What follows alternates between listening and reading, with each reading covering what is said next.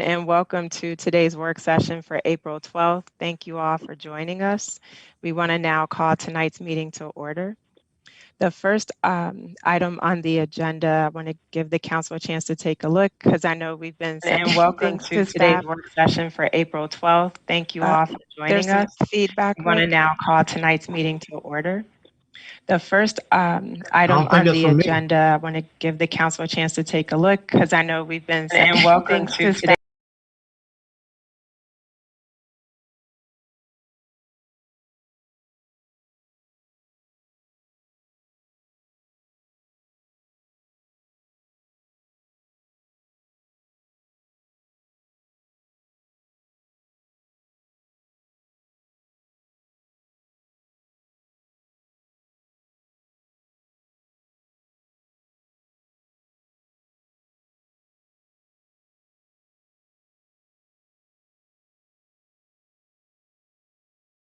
Expert. I don't know what that was. Okay. So the first item is the approval of the agenda. Does everyone have the latest copy? So I know there were some edits again today. What that was.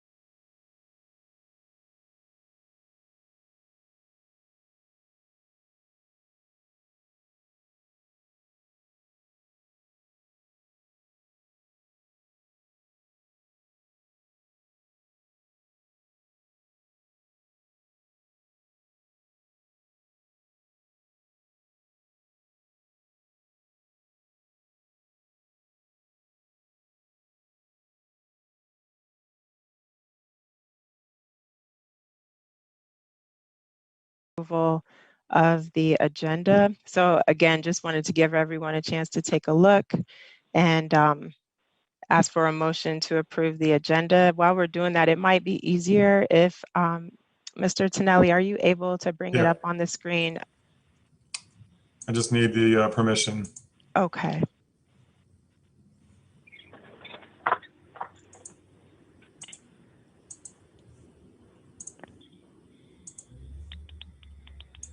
You got it. Got it. Can you see it? Yes. So my screen shifted a little bit, but for the council members, are you all able to see the agenda? Yes, I can see it. Okay. Yes, I can see it. Okay. Is there a motion to approve the agenda? Mayor James, I have my hand raised. Okay, so once the motion goes to discussion, we can take the edits if you have any, council member Route. Were there edits you were going to propose to the agenda? You know it, because I sent them to you. So moved. Okay, thank you, Councilmember Lundy. Is there a second? Councilmember Route, did you want to make the second so we could get the edits in? I'm sorry, I'm trying to see you between the screens and it's hard. I'm sorry. I'll second. Seconded by Councilmember Blunt. Okay, we'll now go to discussion. Council, I am not in favor of this agenda.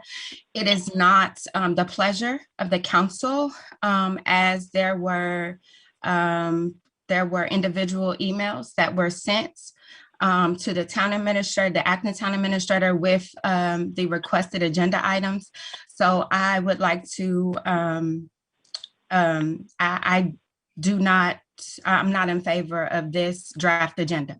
Okay, thank you, Councilmember Rao. As I said, I know there was a lot of back and forth with emails today, so let's go through and make the adjustments. So one thing I noticed on here that I don't see is there was a request about excused absences, Initially, I think it was under approval of minutes, but that's not a minutes item. So if we want to put that under old business, since it relates to the prior meeting. I would actually like for it to be not, for it to be added into the minutes. So that's another thing. So if you look at the email that was shared today, the missing items are excused absences and approval of the minutes, because in the minutes, it doesn't reflect that the absences were approved.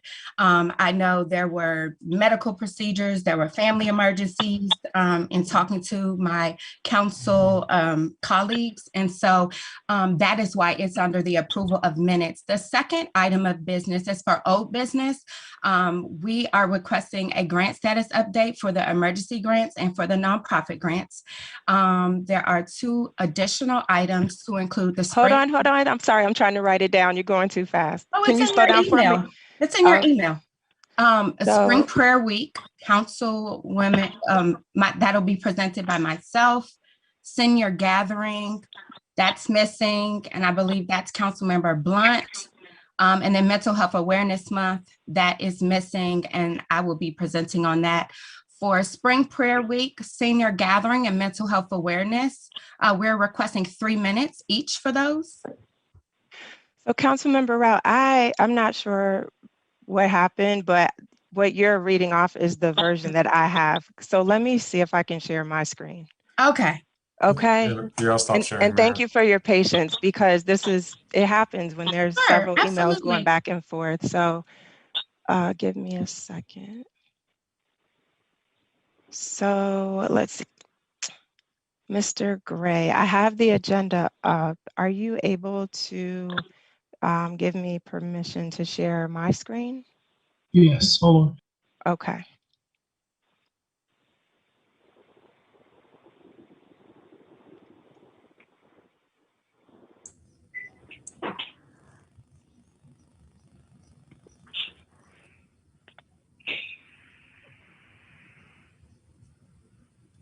Okay. Okay, I didn't see any changes on my end, but oh, okay, here we go. Give me a second.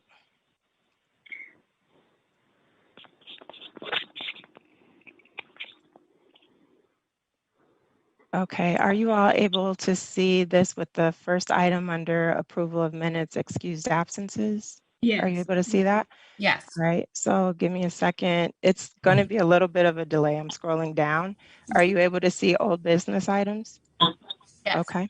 Yes. I'm scrolling down again, bear with me, and you should see Spring Prayer Week. Yes. Is that correct? Yes. Senior gathering, mental health awareness, constant yield, and then these are the items that were on before. That's correct. So is there a motion to approve the agenda for tonight's work session? Or I'm sorry, the motion's on the table. Is there any further discussion? Hearing none. Mayor James, is this the one that we're voting on, or we're voting on the other one? We're voting on the work session agenda that I'm displaying at this moment, which includes the edits I had provided, as well as other members of the council. This is the agenda that I just scrolled through so that everyone on the call was able to view all of the items. Thank I'll you. now call for the vote. All in favor, let it be known by the saying of aye. Aye. Aye.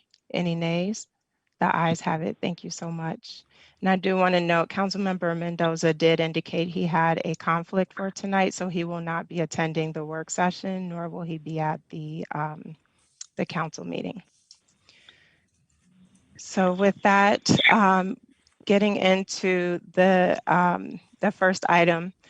So we didn't formally do minutes for the last meeting. We didn't have a quorum, therefore it was just an information session. So that's the reason why there's really no formal minutes for that meeting.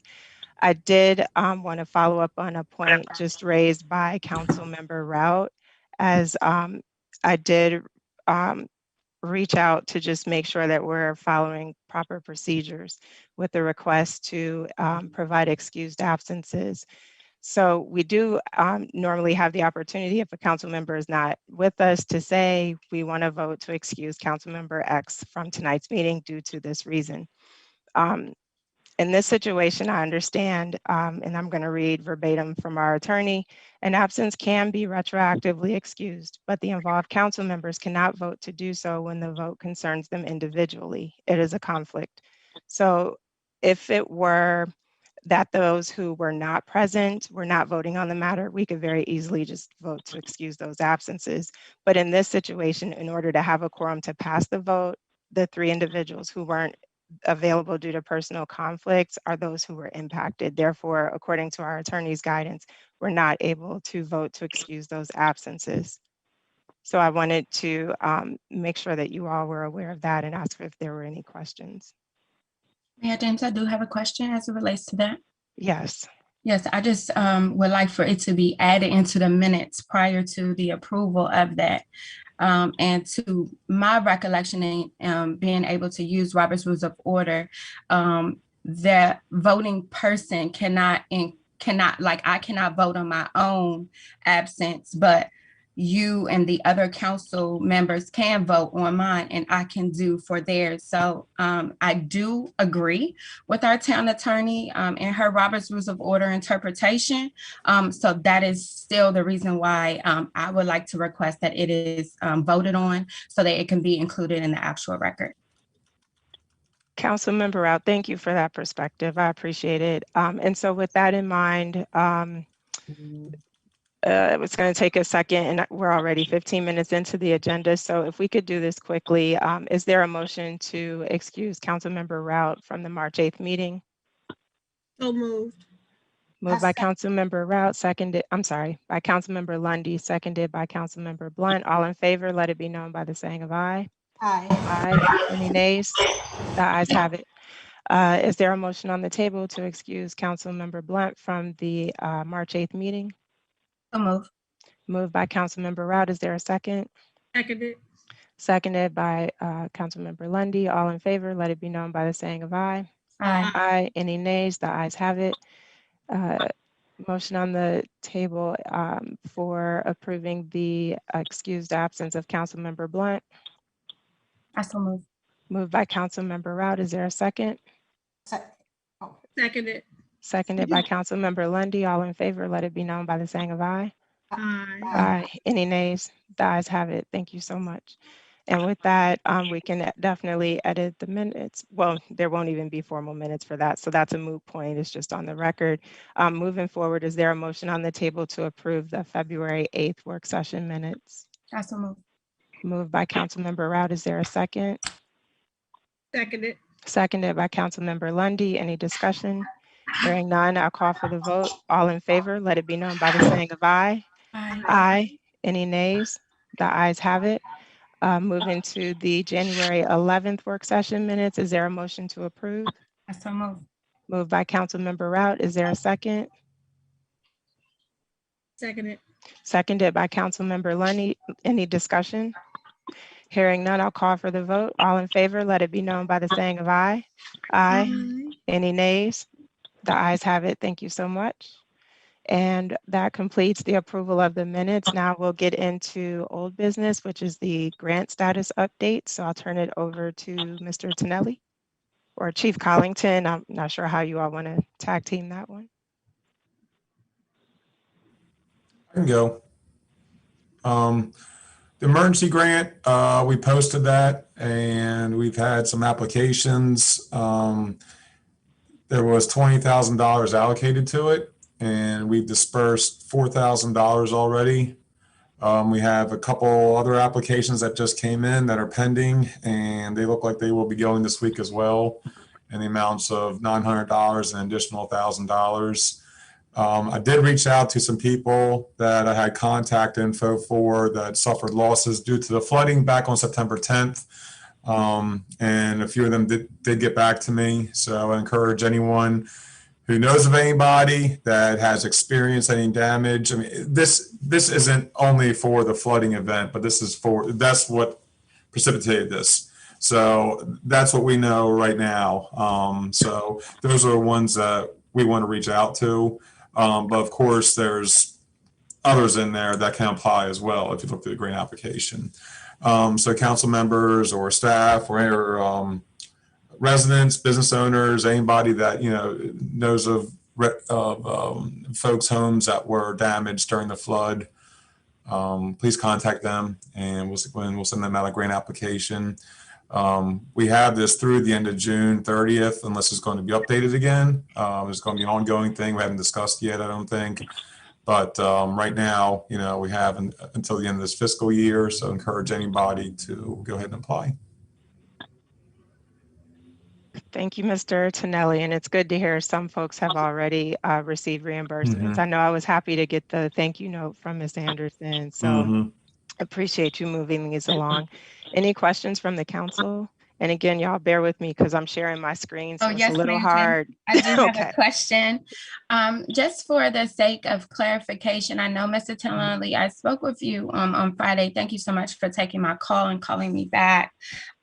Just so that the public can hear and understand, this is for any disaster or emergency that had affected them as it relates to a catastrophic event or an emergency. Correct. Okay, so this also includes the Newton, when we had to hurry up and displace families out of the Newton Street. I'm sorry. Yes. Okay. Yes. Okay. I just wanted to make sure, because there were, when I was calling over the weekend to follow up, there was some questions. So I just wanted to just clear that up. So thank you so much. Yeah, it's for sudden catastrophic events. Sudden, severe, and/or catastrophic event, which an emergency repair is one that is required. Thank you so much. So it's broad enough that it will cover that, yes. Thank you so much. And I do recall the discussion from the council was for that reason, because last year was the flash flood, but we can't forecast what it could be in 2021. So it just addresses emergencies more broadly. And coming back to you, Mr. Tonelli, on an update on nonprofit grants. This was, I just saw this. These were the $6,000 allocated for organizations to apply for town funding.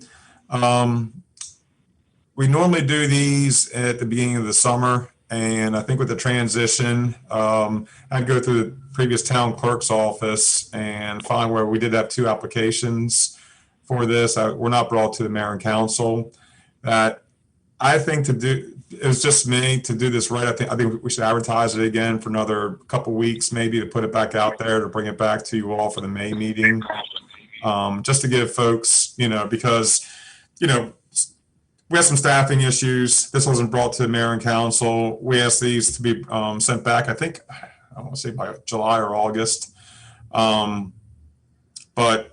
months have passed. To do this right, I think we should just go ahead and put that out there again. But that's up to the mayor and council. That's just my recommendation, though. Thank you, Mr. Tonelli. And you're right. I do recall normally this is right at the beginning of the fiscal cycle, but that was a time of transition.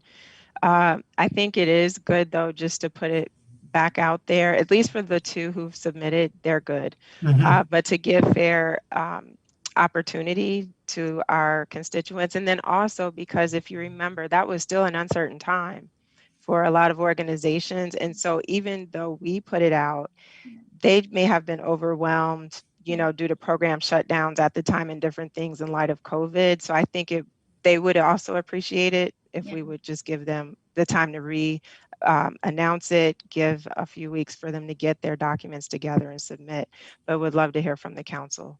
And hopefully we have some more applicants too. Right.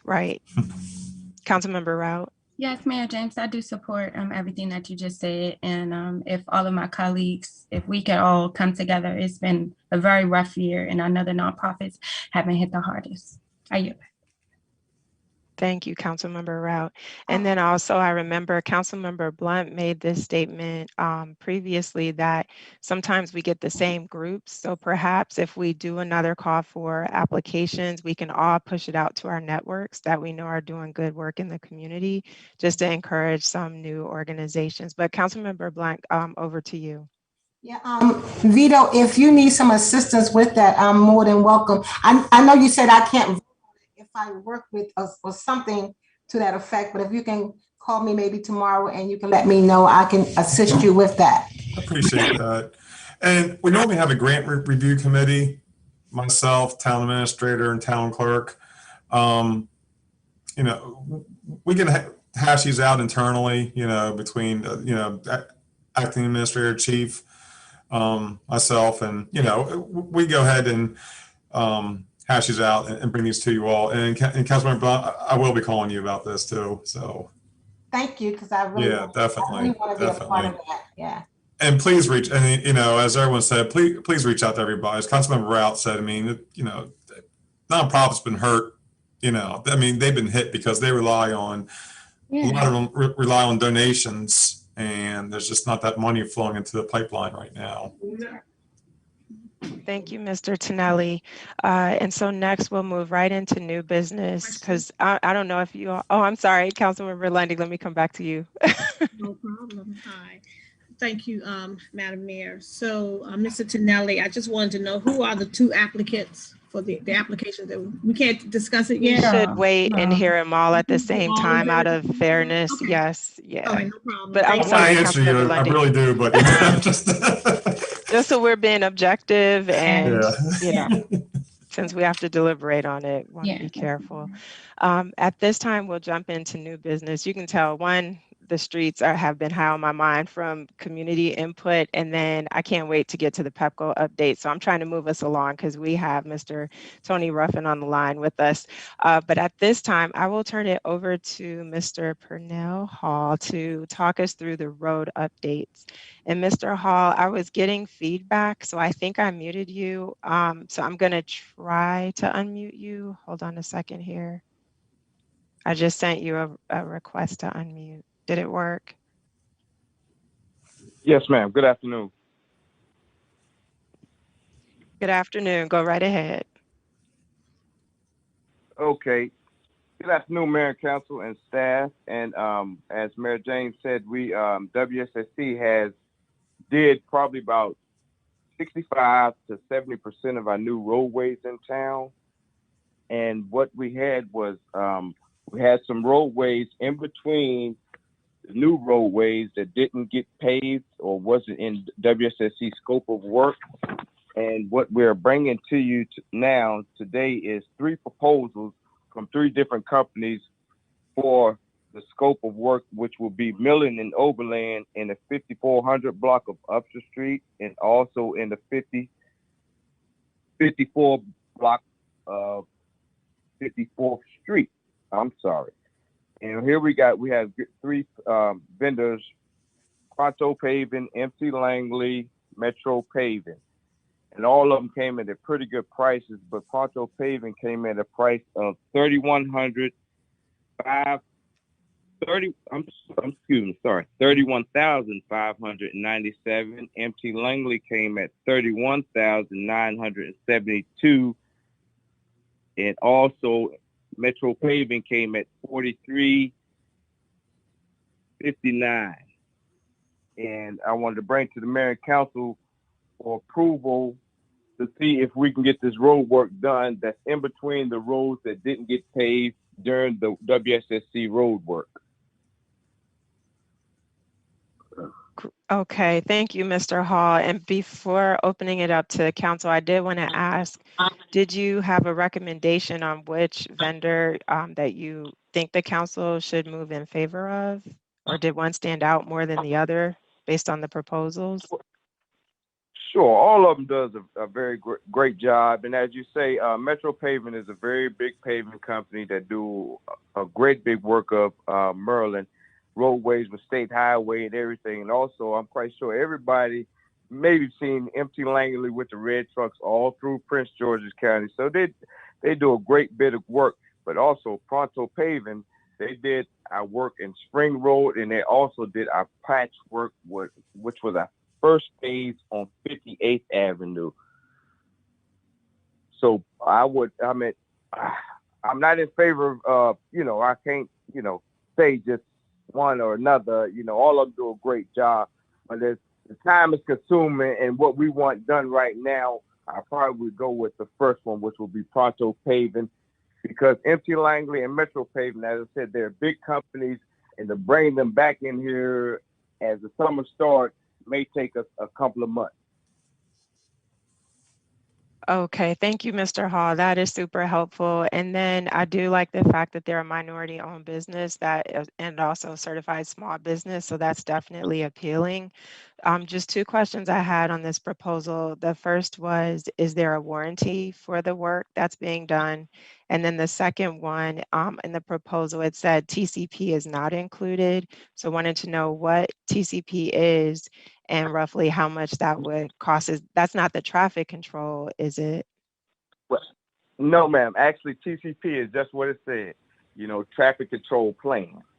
Okay, that's when you're on a big road and you have a plan of your traffic control. But in the small area that they have no more than like 800, maybe 820 feet of roadway that they're doing. So a traffic control plan is not considered. Okay, that is helpful. Any questions from the council or other staff? None. Okay. So does it, just doing a consensus, do you all have a feeling one way or the other in terms of the company you would like to move in favor of when we get to the council meeting? I'm sorry, Mayor James. My hand was raised and I kind of forgot for like 5 seconds that you couldn't see. So my apologies for not reminding you. May I speak? Absolutely. And again, I apologize because first you were here, now you're over here, now you're back in the middle. Whew.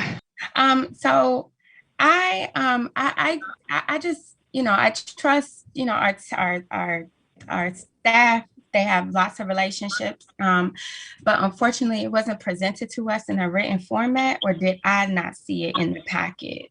Was that an error I made? And then I also have a second question to Mr. Hall. I remember when we were talking about the WSSC, as they had their big trucks coming in. Well, I live on 55th, and there was a couple of neighbors down. They have a huge patch of it's like a dent in 55th because of, I think, because of the trucks that were coming up and down to for that Tilden Road work. And I remember you saying that you had talked to them and you had asked them about that, and you all did a temporary patch just on behalf of us. Well, it's now crumbly and like a little bit nasty again. And so I was just wondering, with that WSSC update, were they going to do, I know they did some of 55th, but are they going to finish it like moving down? And then if not, should we put that in these proposals for highway user funds? So it was like a triple question. My apologies. Sure. That's no problem. No problem at all. And Well, Mr. actually, Hall, when we do our road- Mr. Hall, real quick, just on the proposals, I believe the information went out on Friday, Councilmember Out. I'm trying to find the email from Chief, but it was in the Friday email. If you find it, and I'll try to look for it while Mr. Hall answers your other questions. I can pull it up here, or just if you could just resend, I don't want to take no more time with that. If you could just resend it to me when we're on our break, I'll read that so that I could be ready for a vote at our meeting. I'll send it to you as I have it up here, ma'am.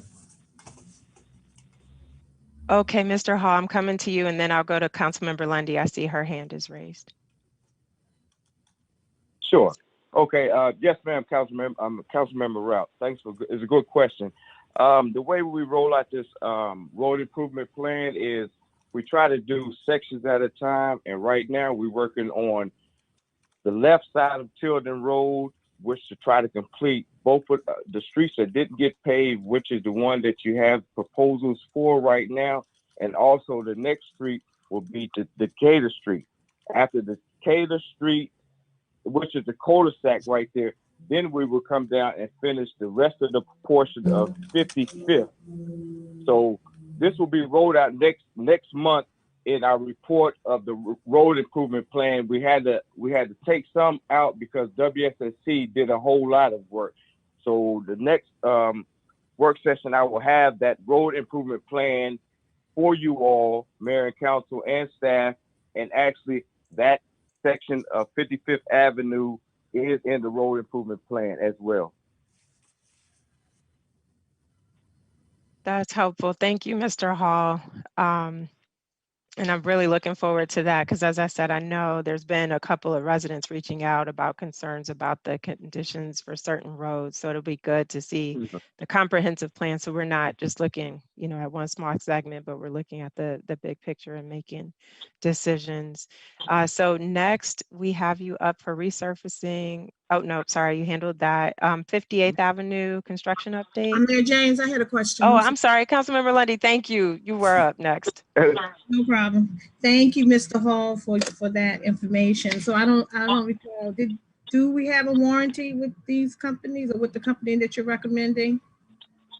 Yes, ma'am. It should have been in your package. Each company, when they're doing any roadway, any road work, anything, it's guaranteed 1 year workmanship. Okay, and that road warranty on all material. Go ahead. I'm sorry. It includes a 1 year warranty on all material and workmanship. Okay, thank you. And then that was prepared by all three of them. Okay, thank you. I can't remember that street coming just before you get to Town Hall. Is it Emerson Road or Emerson Street? Edmonston Road. Edmonston Road. Yeah, is that what, did we talk about that already? About that dent that's there and it's been patched over? We talked about that. You know what I'm talking about? Mr. Hall, she's referring to, so there was a bad pothole almost. Actually, I see Code Enforcement Officer Reinhardt. Go for it.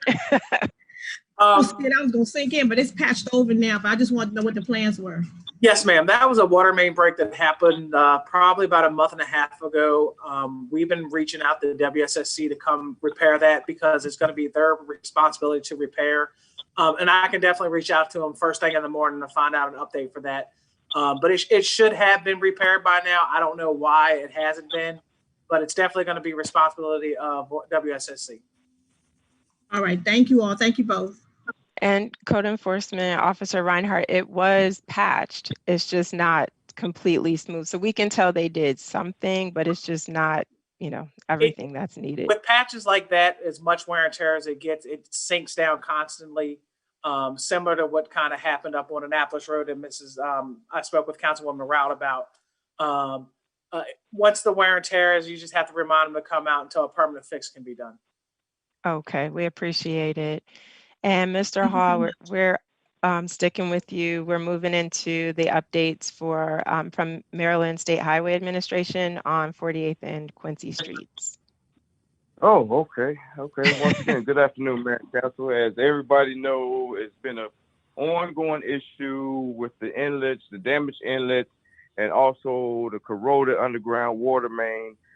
We've recently been reaching out back and forth, emailing State Highway Administration, and they have came to a conclusion of which they were saying that they will be out here this spring to do the job on 48th Street to Quincy Place. Now that's not including Quincy, the pedestrian safety pattern that they had going on, as that is in a design phase at the moment. But we are making sure that they will get out here this spring to unclog the drains, put new pipage, and also new inlets in there that's a little bit bigger than 6 inches. They have inlets in there right now that's only has a 6-inch gap in between the top of the curb and also the roadway. So what that is doing right now is restricting any water from going down through there, also with the deteriorated pipes that's underneath.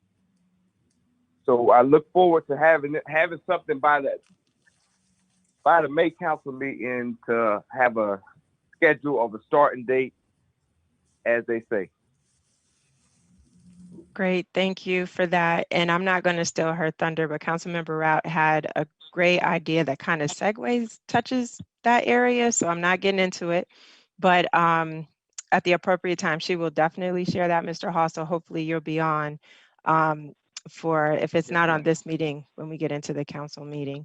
And then the final update is the mowing agreement with SHA. So back to you, Mr. Hall. No, okay. Yes, ma'am. Mayor and Council, what we're doing is we have collaborated with State Highway for reimbursement of the grass cutting around the corridor of the town of Bladensburg and also around the Peace Cross and also on Annapolis Road by Exxon on Annapolis Road. What we were doing, we have been cutting this grass for years and years, and now they want to come out and reimburse us for cutting the grass. But the way that they want to reimburse us is they want to put us on their schedule, which I have no problem with it. They want to come out and see prior to us cutting and after we complete the cut. And I have the representative of the state highway inspector. We met on site. We went over a few things, and he also has came to the conclusion that I told him that 450 and the Peace Cross sometimes doesn't get cut at the same time. So he's negotiating. He's willing to just come out afterwards. It don't matter. He said if it's 2 days after, he just want to make sure to see that it's completed and it's cut. And then that will be a little bit more easy for us to give them an invoice because we have the inspector saying what we did and took pictures of what we did also. Great. Any questions from the council? Mayor James, Councilmember I do. Rout? Yes. Thank you, Mayor James. And looking at this memorandum of understanding, the rate to me seems a little low.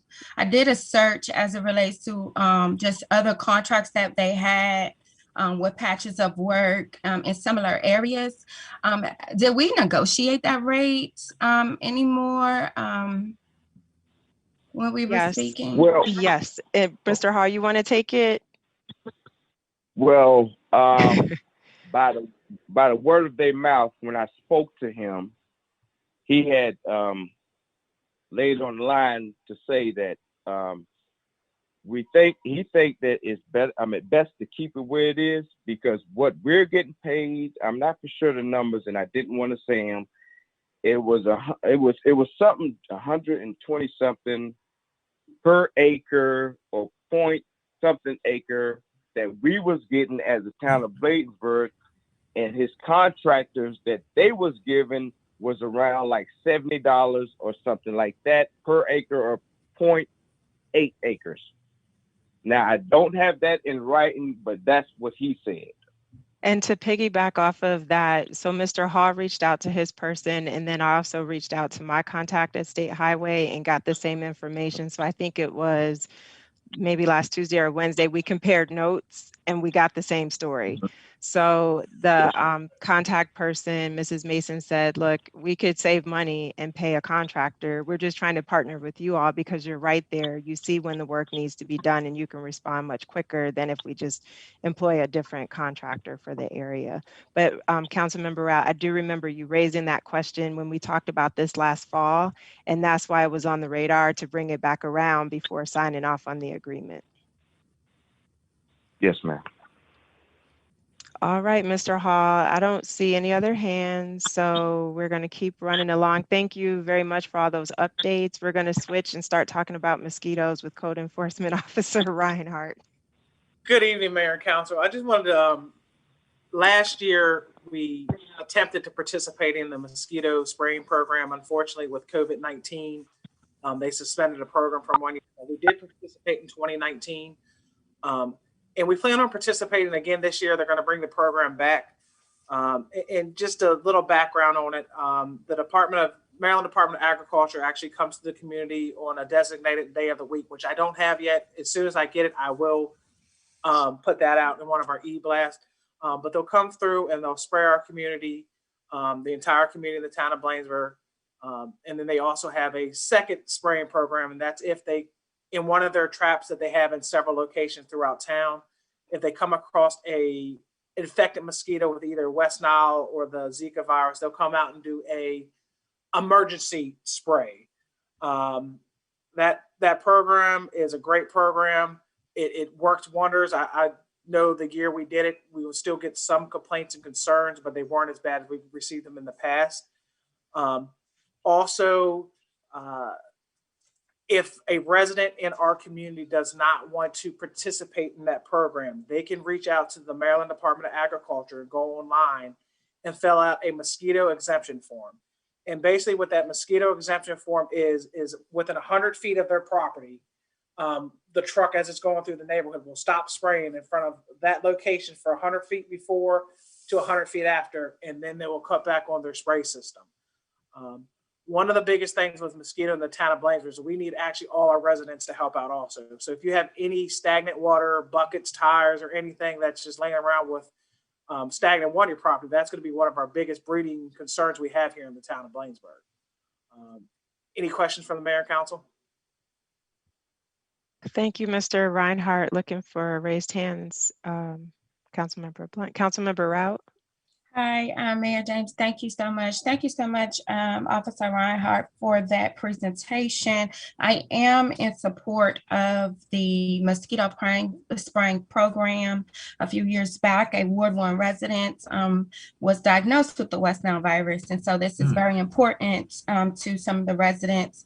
And I have received some correspondence speaking to supporting the mosquito spraying program. Thank you so much. Thank you for that. And I know if it's the one gentleman exactly who you're speaking of. But thank you again, Mr. Reinhardt. Just want to confirm it's still $4K per year for the cost to be a part of the program? Actually, I believe it's been reduced some. The last invoice, I shouldn't say invoice, when we received the paperwork for it, it was approximately $1,400 for the whole season. Okay. And again, the season usually runs from like late April to like September. But again, once I have some more definite information from the Maryland Department of Agriculture and the program manager, I'll make sure that that gets forwarded out into one of our community blasts. Perfect. Thank you again.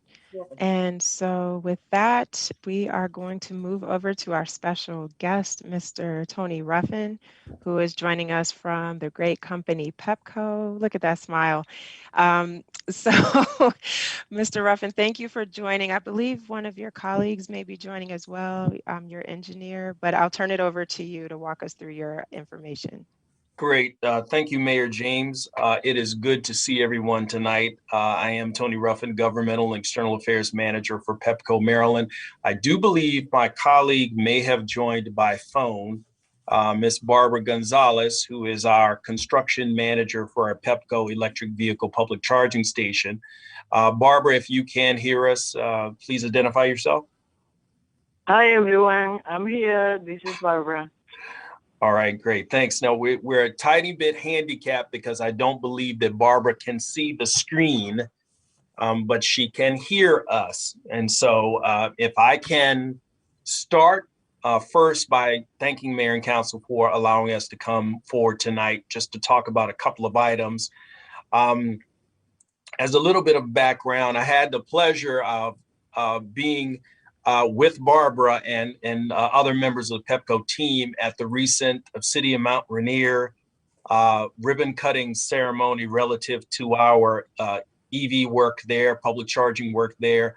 A great event. I know council members were there and we did engage, and I think you could be our best advocates in that you saw what was going on, the great work that was done in the City of Mount Rainier, and the public charging stations that we put there. So I don't really anticipate that this will be a very, very hard sell for the town of Bladensburg, because my understanding from the immediate feedback was that you guys are ready to join and certainly want the town of Bladensburg to be a part of the process.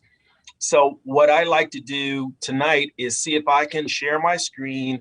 I did send the mayor, and I don't know if it's been shared with the council, the site proposal of a location that we have identified. Barbara, who, as I said, is our construction manager, went out and assessed a particular location, and we put a site proposal together for your review. I understand that you may also have some additional feedback or even an additional location area that you might be interested in. And so let's talk we can certainly talk about that. If you allow me to share my screen. Great. You have it. All right.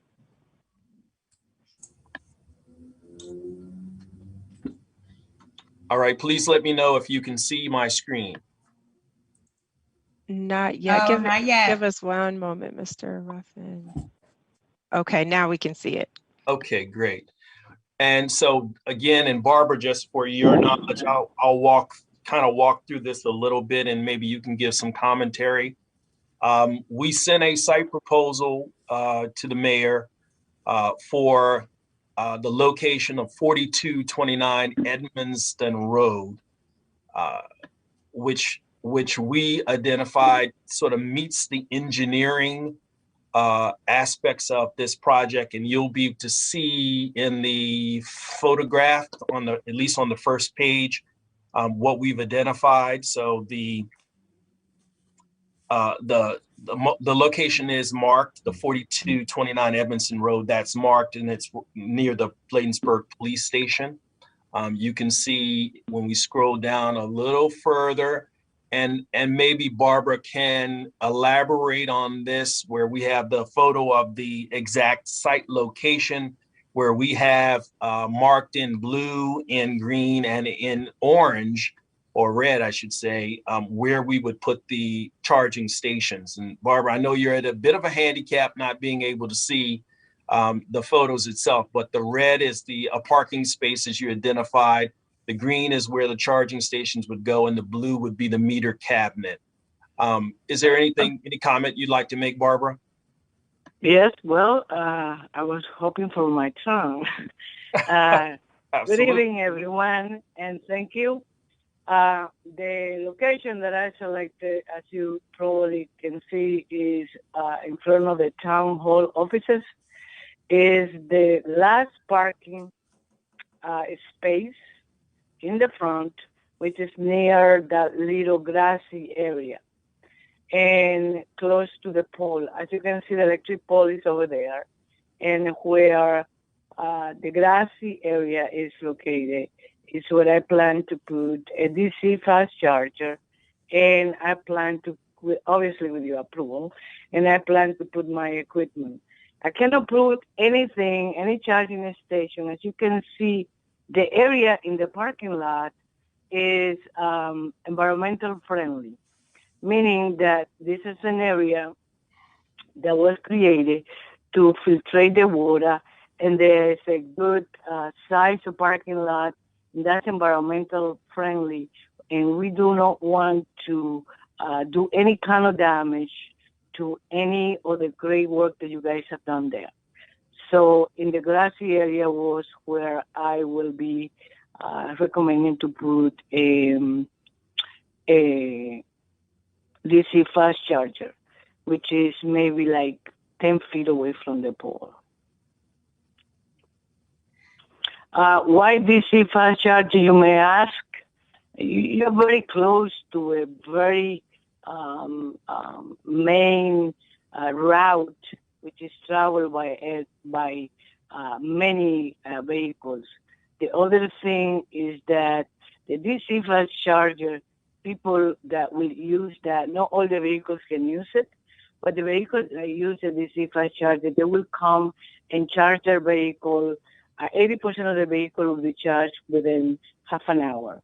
So somebody's going to pull in, plug in, maybe check their emails, and they will be going on to doing other things. In your neighborhood, I had also looked at the police station, but the police station is not an area that is open to the public. In fact, there is a lot of cameras for obvious reasons, and there is signs that, do not trespass, do not enter. And further down, I had also looked at the fire department, which do not have parking spaces in front for anything. So in the other side, your parking lot, if my memory is correct, again, I'm speaking from memory, I've been there more than one time. You have something like a windmill type of thing, and there's a lot of obstruction, there's lighting, and I don't want to disturb any of the great work that you have done in that All right, thank you, Barbara. If with Mayor and Council's permission, I can stop sharing my screen and stop here and just, we can take any questions that you may have relative to what we presented. And then also I understand you have some additional commentary about another potential location. Right. So thank you, Mr. Ruffin. And what I did with that proposal is send it over to Public Works and the team just to understand if, from their standpoint, that would work with the existing infrastructure. And they came back and alternatively proposed the side of the parking lot that backs up to the town park. There's a grassy area behind that. And so it wouldn't be, if you can imagine, right by the front entrance to the town hall. So if residents are trying to pull in because they need to meet with staff or get information, you wouldn't have that space right at the beginning taken with the charger. And so if you look in this image, and Chief Collington, do you want to take it from here? I think you have recommended this side when we last spoke. Yes, thank you, Mayor. Good afternoon, Mayor, Council, colleagues, and community. So what we did, appreciate the other site over there, but there were a couple concerns that I had about that. One, it takes up a lot of the little grassy area that we have there for the station beautification around Town Hall. Two, those are probably the most used parking spaces for Town Hall business. So what we propose is where the pod is sitting, as you can see in the photographs that we submitted this evening. You see two parking spaces clearly marked there where the pod is. That pod will be soon taken away. And we figured that even though you said most of those cars will be charged within an hour, I'm familiar with the electric charging stations. Sometimes it takes up to 4 hours to have these vehicles fully charged. So if we can have this area here, there's I'm sure there's some electrical, because there's a building about to the right of the pod is one of our buildings there. There's power source there, but there's also on the other side of the driveway is another electric pole that you probably can draw your power source from. But Chief, I'm sorry to interrupt you, just because Barbara Tony, cannot. Tony. Yes, go ahead, Barbara. Let me answer that. Thank you, Chief, for that information. I haven't seen your new site, so I would have to look at it and evaluate that. Now, if we change the location, that doesn't mean I'm going to put a DC fast charger in the new location. I have to evaluate that new location, and just because you see a pole, it may be a Pepco pole, it may be a different type of power source. For the DC fast charger that I was planning for that location, that was the ideal location for the DC fast charger. Changing location, I will have to evaluate what will be required or what will be the best level of charging. Now, you are absolutely correct. If we install level 2 in that new location, it may take anywhere between 2 or 0 hours all the way to 4 or 5 hours. And if you have a Tesla, it's certainly going to take you longer to charge. So without seeing that location, I'm not going to speculate. I'd rather take a look at it, go to the site, inspect it myself, and we'll be able to get back to you guys. One thing that is important for mayor and council and the community is that we are not going to take power from your buildings.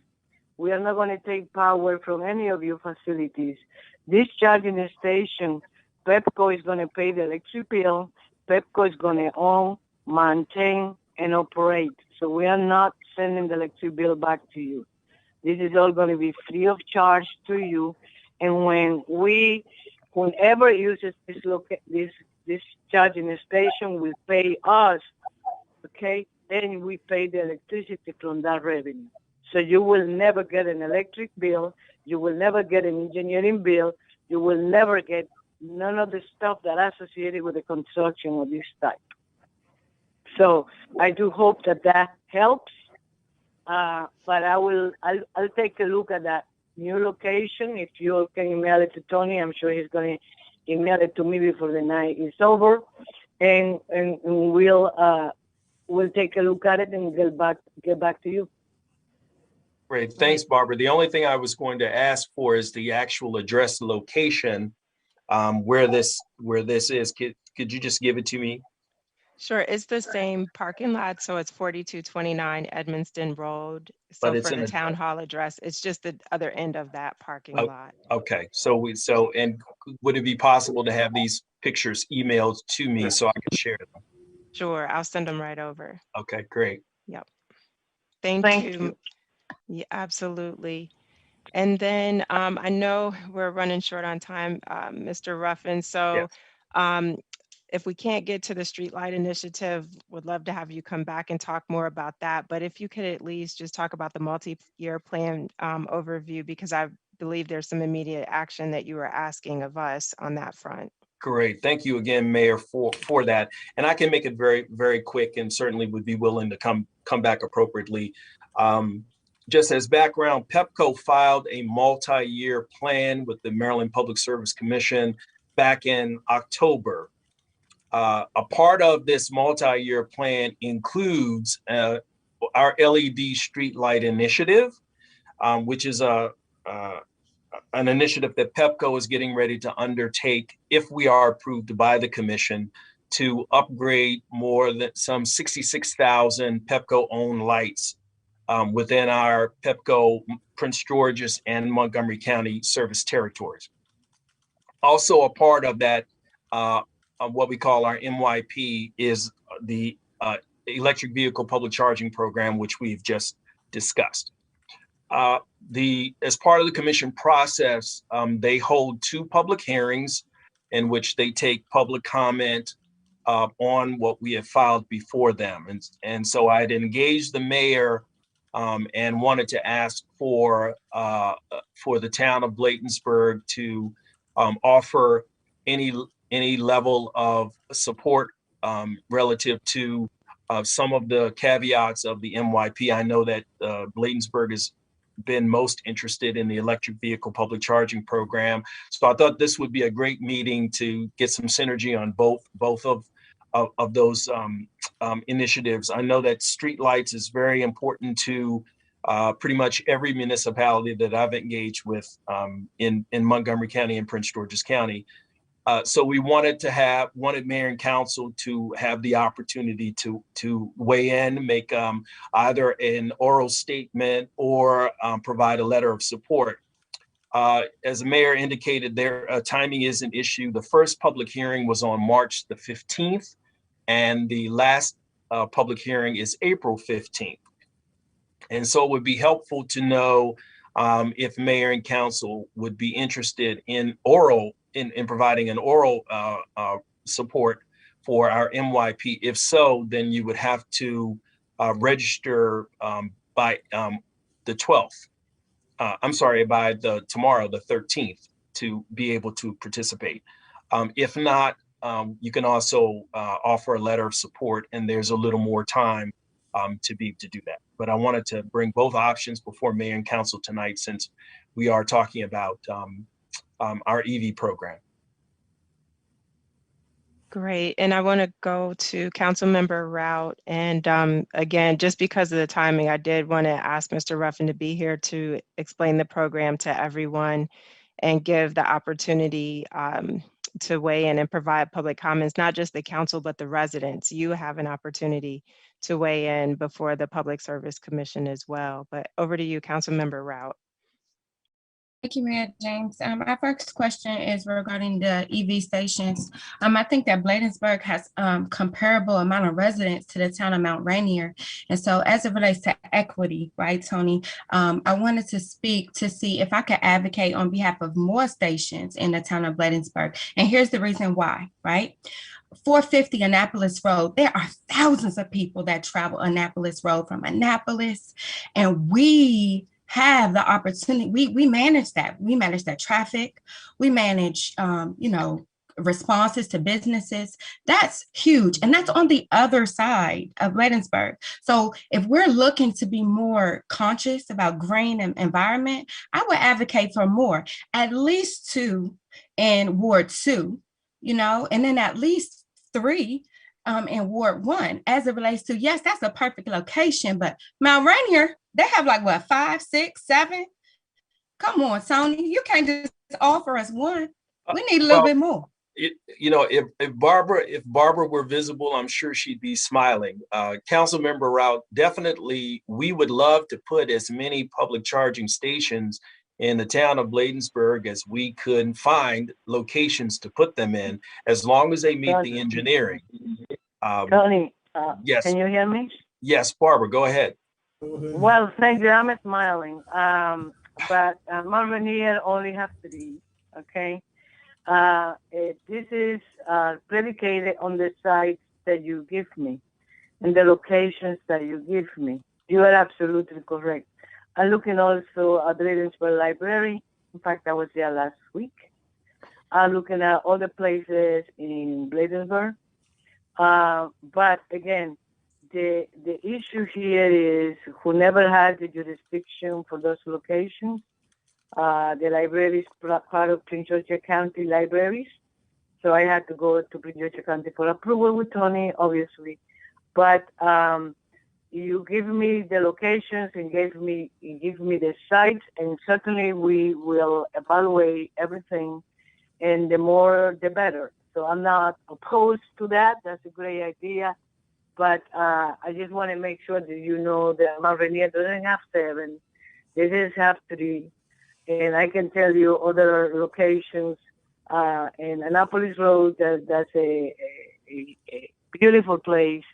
And that's why, and also since you guys are so close to major highways in Orleans, that's one of the reasons for me proposing a DC-5 charger right there in front of Town Hall. But that's not going to work, so we need to pivot and look for more locations. Thank you very much. I feel very welcome, and I love this, but I need the locations. Without the locations, you know, I just cannot put it anywhere. Somebody who never is in charge of that area can give us this location, and we certainly take a look at it. Great. Thank you so much for that, Barbara. So I know Councilmember Rout mentioned Ward 1, and there's definitely places that pop out in Ward 2. And I'm thinking of our public access roads, so not on private property where we'd have any issues, but 57th Avenue is a no-brainer. So if we'll get together, get our list, send it over to Mr. Ruffin so he can get with Barbara and whoever else to plan a site visit to come out and take a look and see if the infrastructure can work. And then with the letter of support, just wanted to actually, not sure if we have that on the next meeting agenda, but really just, is there a consensus to accommodate that request to provide a letter from the council supporting their multi-year plan? I'm looking at, I see Councilmember Rout, affirmative, Councilmember Blind. Okay, thumbs up, Councilmember Lundy. Okay, so he's provided some sample text, so I can take that, put it into a draft and send that out if you all can give me till tomorrow. And also just want to highlight though, for residents, we encourage you to also comment, take advantage of that opportunity to do so. So with that, Mr. Ruffin and Barbara, we thank you both for joining us tonight, and we'll let you go. And again, try to have you come back for more information on the street lighting program. Great. Thank you so much for inviting us tonight. We had a little bit of a technical wonk, but we worked through it. And we look forward to seeing you again, and we look forward to the follow-up on the program. All right. Have a great meeting. Thank you so much. Thanks. Have a good evening. All right. You too. Thank you. And so next, I'll turn it over to, I have Councilmember Rout next while I make my follow-up notes about all the PEPCO things. And this is with respect to Spring Prayer Week. Mayor James, I did have a question. I didn't want to interrupt, but I had a question. Yes. So will you, I think we had consensus on the call. So will you be submitting a request to testify? Because in my notes from Mr. Ruffin, he said by tomorrow, the 12th, we would need for oral support. So you're going to take that on, right? I just want to confirm. Oh, I was going to do the letter of support. Did someone, I can testify, but did someone else on the council want to testify? I can, Okay. I can testify, but I just wanted to make sure that it gets in there. Yes, Because so he said it, he said both. So I just wanted to cover our bases. sure. Somebody should oral testify. So if you could handle that, I believe you have to register by tomorrow, and Okay. then that way I can work on the letter and Okay. we cover both bases. But thank you for that. Okay. Okay. And I'm turning it over to you for Spring Prayer Week. Yes. Hi, council residents, staff. Councilmember Lundy and myself were just brainstorming about ways that we could respond to some of the public comments that were shared as it relates to just everything that's going on in the world. And so prayer is something that we could give hope to and for each other. And we were thinking that as we're climbing out of COVID, because we are climbing out of COVID, we wanted to give an opportunity for people to celebrate spring. We're out of the winter, out of the darkness. We are going to transform, move forward. And so we thought that a prayer week was timely. And it'll be with the faith-based organizations, Councilmember Lundy and myself. We have polled the organizations that we received for Officer Reinhardt. Thank you, Officer Reinhardt, for sharing that list with Councilmember Lundy as it relates to the faith-based organizations that we have. So we reached out to all of them and we did get responses back, and they want to have a spirit of reflection or prayer. And it's a week. So on each different day, there will be many different topics on each of the day, and it's like renewed energy. So that day, that will be the prayer. And so we want to, we just want to start spring is right. So I just really request that the members of the town council would allow this to happen. Thank you, Mayor James. Great. Thank you, Councilmember Rao. Any comments or questions from the council or staff? Councilmember Blunt. I remember in the past, Councilman Ficklin, he used to do with the pastor. He did his program here every year, and it was well attended. So I think that would be great. I mean, well attended. The residents will love it. I think it's good. That's all I want to say. Thank you, Councilmember Blunt. Councilmember Lundy. Thank you, Madam Mayor. Yes, and also we're going to have also live or pre-recorded music. We were thinking about doing something like that as well. So not only is there going to be, praying over a particular topic or giving some comments about a topic, but we're also going to have music and instrumental music as well as singing as well. So it's going to be very festive and, very inclusive. Great, thank you for that, and for the observance of National Spring Prayer Week. And so with that, Councilmember Lundy, I'm going to come over to you for your updates on Earth Day and Growing Green with Pride. All right, thank you, Madam Mayor. So we, Mayor James and myself collaborated on just having a discussion about the things we could do this year as related to our Earth Day activities and our Going Green with Pride that the county does. And so we kicked it off on this past Saturday, April 10th, with a Bladensburg community cleanup that I think went very well. We had vast participation from the young and the young at heart. We had a lot of students, we had residents.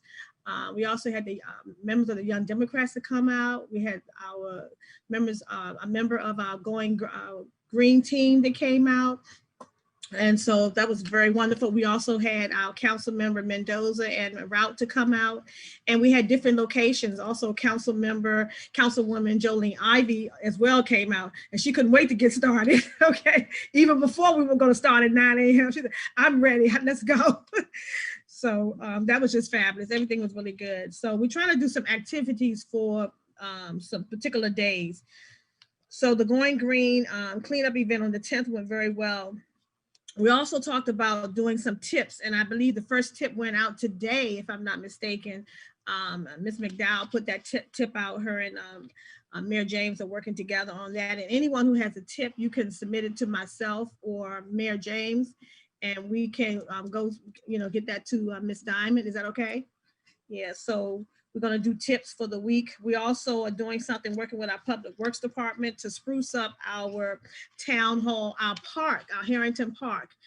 Many of our residents come there. I walk the trail myself. I know it's a small trail, but nonetheless, it's a trail. And I come out there and I walk, and I love to see everybody out there having their picnics and eating and playing on the playground. So Mr. Purnell and his staff have already started to spruce up the area around town hall. You will notice the flowers down.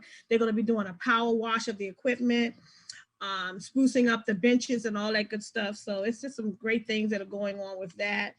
We're also planning to have a Earth Day virtual event celebrating our planet together, or some other name if you all might, the members of the council and staff may want to make a recommendation. And so doing that, we're looking at the date of the 24th. The sprucing up, we want to have that to end on around the 21st. But the virtual Earth Day event, we're looking at the 24th. So we're thinking about having a main room where we have some opening remarks, and then we'll have 3 breakout rooms. And those 3 breakout rooms, we're looking at having maybe a story time with sustainable kid-friendly story, maybe a smoothie and a cooking demo, where you do a meatless meal with your family or something. So if any of the council members would love to do that, hint, hint, Councilmember Rout may want to do something with her boys. Or any of our members of our council and staff or our community can get involved as well. We're also looking at I think Mayor James is going to reach out to our Echo Farms to see if they could do something, be in one of our breakout rooms.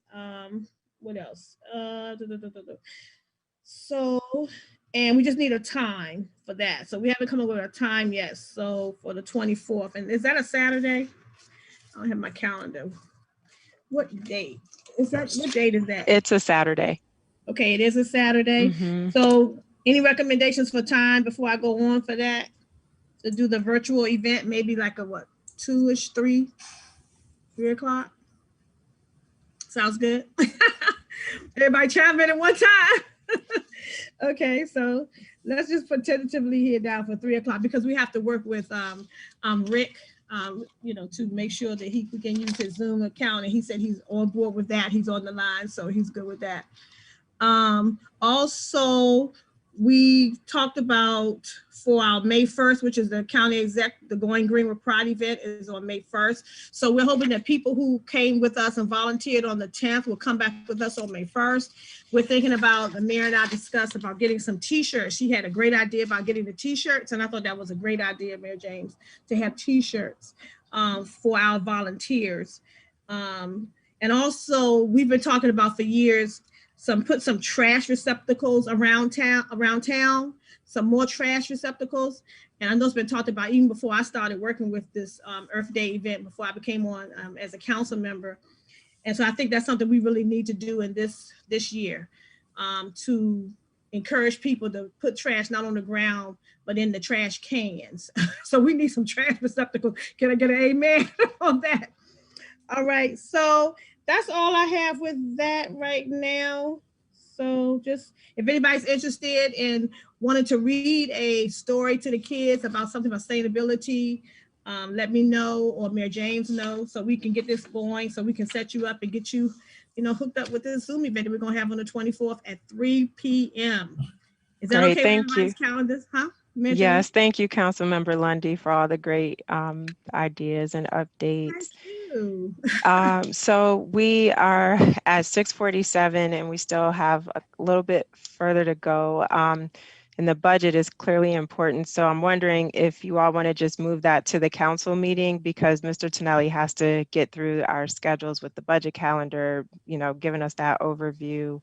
And then that way we'll have time to get through the American Rescue Plan, which is critical, but also Councilmember Rout's update about Mental Health Awareness Month. And then also wanted to share something with you all that was sent to us from the city of Greenbelt on Maglev. So Councilmember Rout, I'll turn it over to you. Well, Councilmember Blunt first with the senior. Did I miss her? Oh my gosh. I scrolled down too far. So many things. These screens. Councilmember Blunt. Okay, good evening, council, staff, and residents and constituents. I'm coming to you about our senior gathering. I've been trying to have for the last 10 years, but hopefully this year I can have the senior gathering for the community in September. I know it's early, but that's a lot of planning. And hopefully the chief, Walter James, the mayor's husband, can help me put this whole program together as we discussed in the past of bringing the seniors together in one space with a lot of information, food, and fun. So hopefully that the CDC allows us to meet in the David Harrington Park to plan this activity in September. So hopefully if there's any residents out and about who would like to be a part of this event and assisting or volunteer, you can please call Diane and give her your name and information so that you can participate. But this is a senior event, just bringing the seniors together so they can meet up again and just release some of that stress, that mental stress.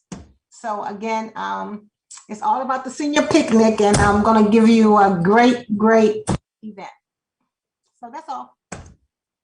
And don't forget to let your husband know we need that fish. Okay. Gotcha. Thank you, Councilmember Blunt, for making sure we didn't forget about that, because we were looking forward to it last year and then the pandemic hit. So I'm looking forward to it this year. And over to you, Councilmember Rout. Thank you, Mayor James. In response to the public comments that we received about prayer we also received public comments about mental health and what are we doing about mental health. And so I wanted to propose that Mental Health Awareness Month is in May. And that is enacted by SAMHSA, which is a Federal Health and Human Services agency. They have toolkits on their websites to host a mental health awareness in person or virtual. I would like to request that we invest in that, and we have a committee that's made up of at least 2 town residents and staff for the purposes of putting together a mental health awareness day. And I know it's May, but we can get it done. Something outdoors in the Harrington Park. That goal will be to get services on site. So having, a couple private vendors, public vendors that accept Medicaid, Medicare, invite the Department of Social Services out. They can enroll people on the spot. I mean, I'm talking some real action-oriented things to meet the needs of all of our residents. And so your council is working residents on behalf of you, on behalf of businesses. When you submit public comment, we hear you. And so this was with that prayer submitted in public comment, so was mental health. And so I would like to request a budget. It has to come from somewhere. But it's, for resources. So, let's talk about, that in the work session, in the council meeting, because, we don't have this budgeted. So can we take it out of the town's mayor and council budget, like a couple $1,000s or something like that that's just what I'm coming to you for, because we can do this. We can provide some services for our residents for one day out of the month in May. Yield back, Mayor James. Thank you, Councilmember Rao. And we do have a budget for things like this under the council events and the mayor and council budget. So I definitely agree. Let's put some resources behind this so that we don't just do it half-heartedly, but we put on a really high quality professional event. Because if we're truly trying to help people, we want them to feel comfortable coming out and not just look like I rolled up my little red wagon and threw this together. So definitely see head shaking as well. And I like your idea of getting residents to be part of the organization, putting the program together, and they may have resources. So with that, I would say, just like Councilmember Lundy talked about, if you're interested, please reach out to Ms. Diane Griffin, call 301-927-7048 and leave your contact information if you want to be a part of our green initiatives or the Mental Health Awareness Month initiative. And Mr. Tonelli, we don't want to cut you short. So we're going to move the FY22 budget to the next meeting for the sake of time and jump right over into the American Rescue Plan funding. Councilmember Rao, if you don't mind, I'm just going to skip. I can give a quick legislative overview in like 10 seconds and do more in the next meeting. But as you all may be aware, Congress passed the latest stimulus plan. And in that, $7.8 roughly million will be allocated to the town of Bladensburg for COVID relief so that we can directly provide that relief to our constituents, residents, businesses, schools, whatever is needed directly. So coming from that, Councilmember Rout has some great ideas that I want to turn over to her to share with everyone. Thank you, Mayor James. Last week I met with Mayor James and our acting town administrator, Chief Collinson, with a couple of ideas. As the public may not know, but we belong as the town council belongs to the National League of Cities, which is an organization that represents a lot of municipalities. So we get information from trainings. And that's one particular training that I received was in response to the American Rescue Plan. And there's money coming down the road for state senators and for members of Congress, specifically for water mitigation, infrastructure. There's lots of funding that's coming. And so the time is now to really start asking and collaborating and working with our federal partners to make sure that we have a seat at the table and we're at the beginning with our serving dish ready with our hands out. And so we wanted to have a couple site visits, inviting the states to come down. Chief Collinson, who's our acting town administrator, will lead that with our staff to be able to be on the boots on the ground. So when Public Works is there, the chief is there, code enforcement is there, a member from the town council is there, and we will, advocate on our residents' behalf because there's lots of funding coming. In addition to that, being able to look at different traffic studies because the money is going to flow and come in. Lastly, in that same training, there was a suggestion that we should begin working around developing what our needs are. And so given really the basis of my role, my public servant role in the District of Columbia, I do needs assessments and it's pretty easy, right? And so I was thinking that the mayor and council, the town council, could conduct some needs assessments using our resources that we already have. Look me up on LinkedIn. It's really what I do for a living. And we could train each other on what a needs assessment looks like. And we can lead these sessions. We can do this. And we can have one for businesses, one for town residents, and one for staff. And there's 4 different things that these grants are going to speak to: infrastructure, flooding or maintenance issues, responses to residents' needs during COVID, staffing overtime. It starts $13 an hour, and it cannot exceed $25,000. And then there's one more. I'm sorry, my memory is jogging, but I got 3 out of 4. And so with that, we can have those 4 categories and go to each of these sessions, and we can ask our residents. So when it's time where we understand what what we can and cannot spend, we have a plan. I think that Bladensburg, we are great, but we often need some plans. And so let's get in front of this. We know it's coming. And so those were just my ideas. That was perfect. Thank you, Councilmember Rout. And so it sound again, I shouldn't say it sounded. It looks like there was agreement. I was looking as you were talking, trying to see heads nodding from Councilmember Blunt and Councilmember Lundy. So it looks like we're all on the same page. And so if you have time and want to talk through, okay, how do we put this together?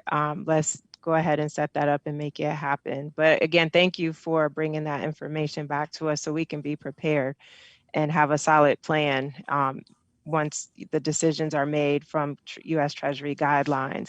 And then very briefly, I think I had mentioned to you all previously that one of the council members from Greenbelt have reached out because of the maglev train and that project being at the DEIS phase. And their concern was legally to have an expert review this document was going to be cost prohibitive if they go down that road themselves. And so they sent us a letter. Unfortunately, I can't scan an email, so I'm not sure if the staff was able to scan it for me and send it to you all. If not, I'll try to get this to you tomorrow. But in essence, the letter from Greenbelt is asking Bladensburg to be a part of paying for this DEIS legal review. I do understand they've reached out to the town of Cheverly and other port towns as well. Right now, they're thinking it'll be in the neighborhood of $300,000 when it's all said and done, from soup to nuts on the entire process. So I can understand why they can't afford to put that kind of money out. But if you divide it up between 10 or 15 municipalities, it becomes much more manageable, and it's critical for all of us to make sure we have legal review. I've tried reading in that document, but it is extensive, and the amount of expertise on the environment needed, I couldn't do it justice. There's some things I know, but like Councilmember Rout said, you have your expertise, and so forth, but you can't necessarily maybe go in and do a legal review on something that's extensive. So wanted to bring this before the council so that we could say, if we're interested in collaborating with them, we're not giving them a blank check. We're just saying we agree to have a further conversation with our council, with their council, and the other towns that are interested in participating. So we can just map out what exactly is this going to look like and make some decisions from there. Because at this point, we can't say, yes, here's a blank check. I just want to know if you all would be open to me going back to them and saying our council is interested in having further discussion on this matter. So just, I see Councilmember Rout's head was nodding. Councilmember Lundy, would that be all right with you? Okay, Councilmember Blunt, would that be all right? Okay, all right, thank you. So I'll circle back to Mayor Byrd just to let him know there is interest in having further discussion on this. At this time, we've come to the end of the agenda. So to ask for a motion to adjourn tonight's council work session. I so move. Moved by Councilmember Rout. Is there a second? A second. Seconded by Councilmember Blunt. All in favor? I'm sorry, any discussion? Hearing none, I'll call for the vote. All in favor, let it be known by the saying of aye. Aye. Aye. Any nays? The ayes have it. Thank you so much. We're adjourned from the work session. And we'll just take a brief moment. I see a couple of council members, one council member stepped away. So let's give folks a minute to hit the restroom, and then we'll come back, Mr. Gray, to start the next meeting.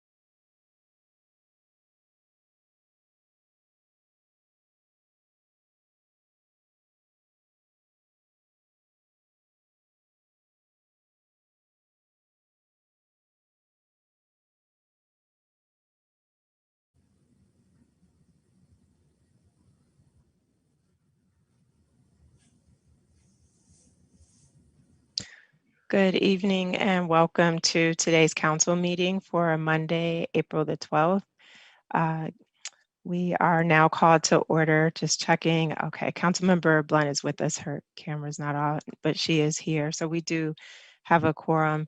At this time, I wanted to ask Councilmember Lundy if she would mind opening us up with a prayer. All right. Thank you, Madam Mayor. Let us pray. 1 Corinthians 15:58 says, "Therefore, my beloved brothers, be steadfast, unmovable, always abounding in the work of the Lord, knowing that in the Lord your labor is not in vain." Dear Heavenly Father, we ask that you would help us to be steadfast, to be focused and hardworking in community. Help our hands and our brain to create work that is excellent and that transforms and changes lives. In your precious name we pray. Amen. Amen. Thank you, Councilmember Lundy. And we just came out of the work session, and so pull the agenda back over here, that there were a few items we weren't able to get to, and there was agreement. It was basically the FY22 budget updates. So we were going to amend the council meeting agenda to reflect that. But I wanted to know, Mr. Tonelli, do you have the revised agenda to show so we can just make that edit on screen? Oh no, I struck out on the work session agenda. I still have any covered from that one. Let me try this one to see if this is the current one.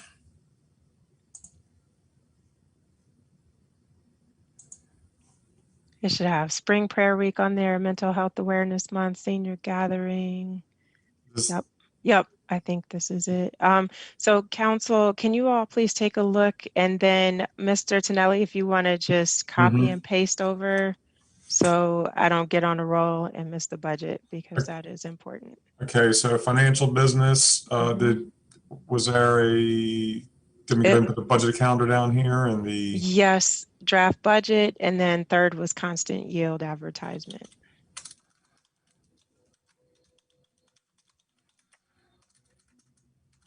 And Councilmember Lundy said she'll give all those presentations. I'm just kidding. She started laughing. She's like, no, thank you. Please.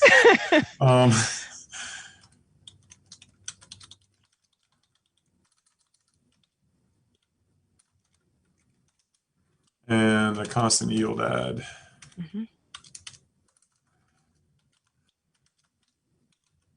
Mayor, can that agenda be sent to us once you finish revising it?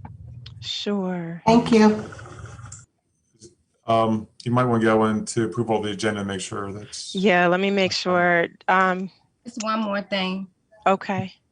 Mental health awareness under 7. It's not there. I saw it under. Oh wait, you're on here. Just add it right here. It's fine. Add it right there. Hold on 1 minute. Diane? Yeah. Is this the right agenda, Mayor? Yes, but it just needs right the there. mental health under community Mental health. initiatives. Yeah. Thank you. Correct? Yes. Looking So good. is there a motion to approve the agenda? That's a Moved by Councilmember Rout. Is there a second? A second. Seconded by Councilmember Blunt. Any further discussion? Real quick, can you just check the committee legislative updates, please? Just make sure that's all in there. No, we need to add the MagLab. If that's what we got to vote on that. Yeah, we had to move that Yeah. or drop that in here as well. So where would you like me to drop that in here? Under, I guess, community updates, because we're not voting on finances tonight. We're just saying as a body, we would like to have discussions with the other towns and cities about working together. I call it the Maglev Greenbelt study or just Maglev? Just Maglev is okay. Perfect. Perfect. Thank you for catching that, Councilmember Rout. My pleasure. Does that, I'm looking at you all's boxes. Does that look right? Councilmember Blunt, Councilmember Lundy, Councilmember Rout? No, there's one other thing. The excused absences, the same like we did in the work session. So it could just be a sub bullet of March 8th.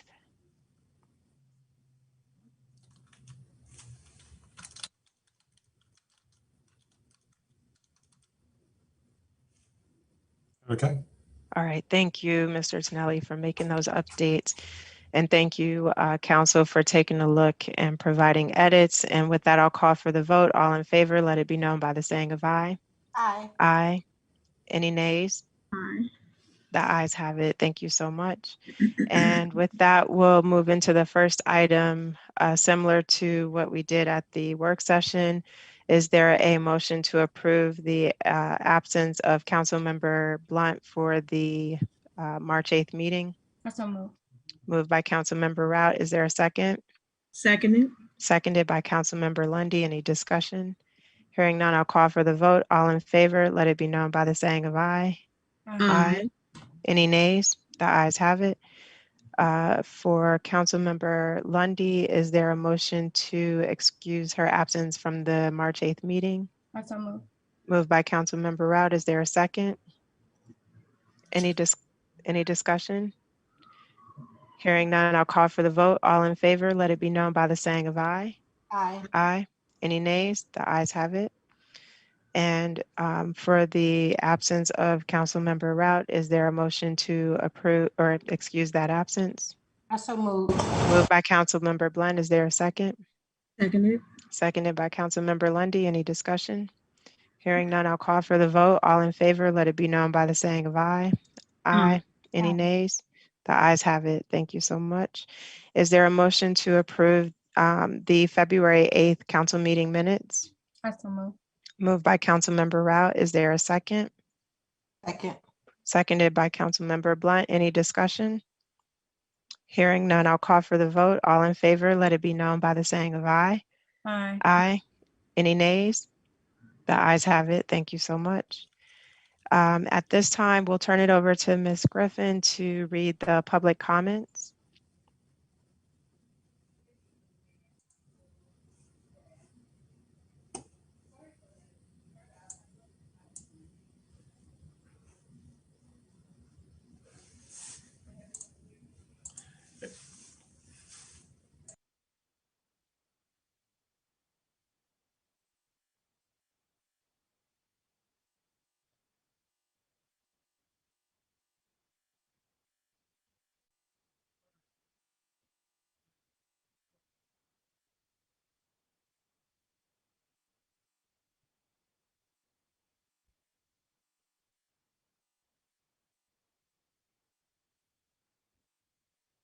Ms. Diane, if you are speaking, we're not able to hear you. I'm guessing Mr. Tonelli might be trying to assist you.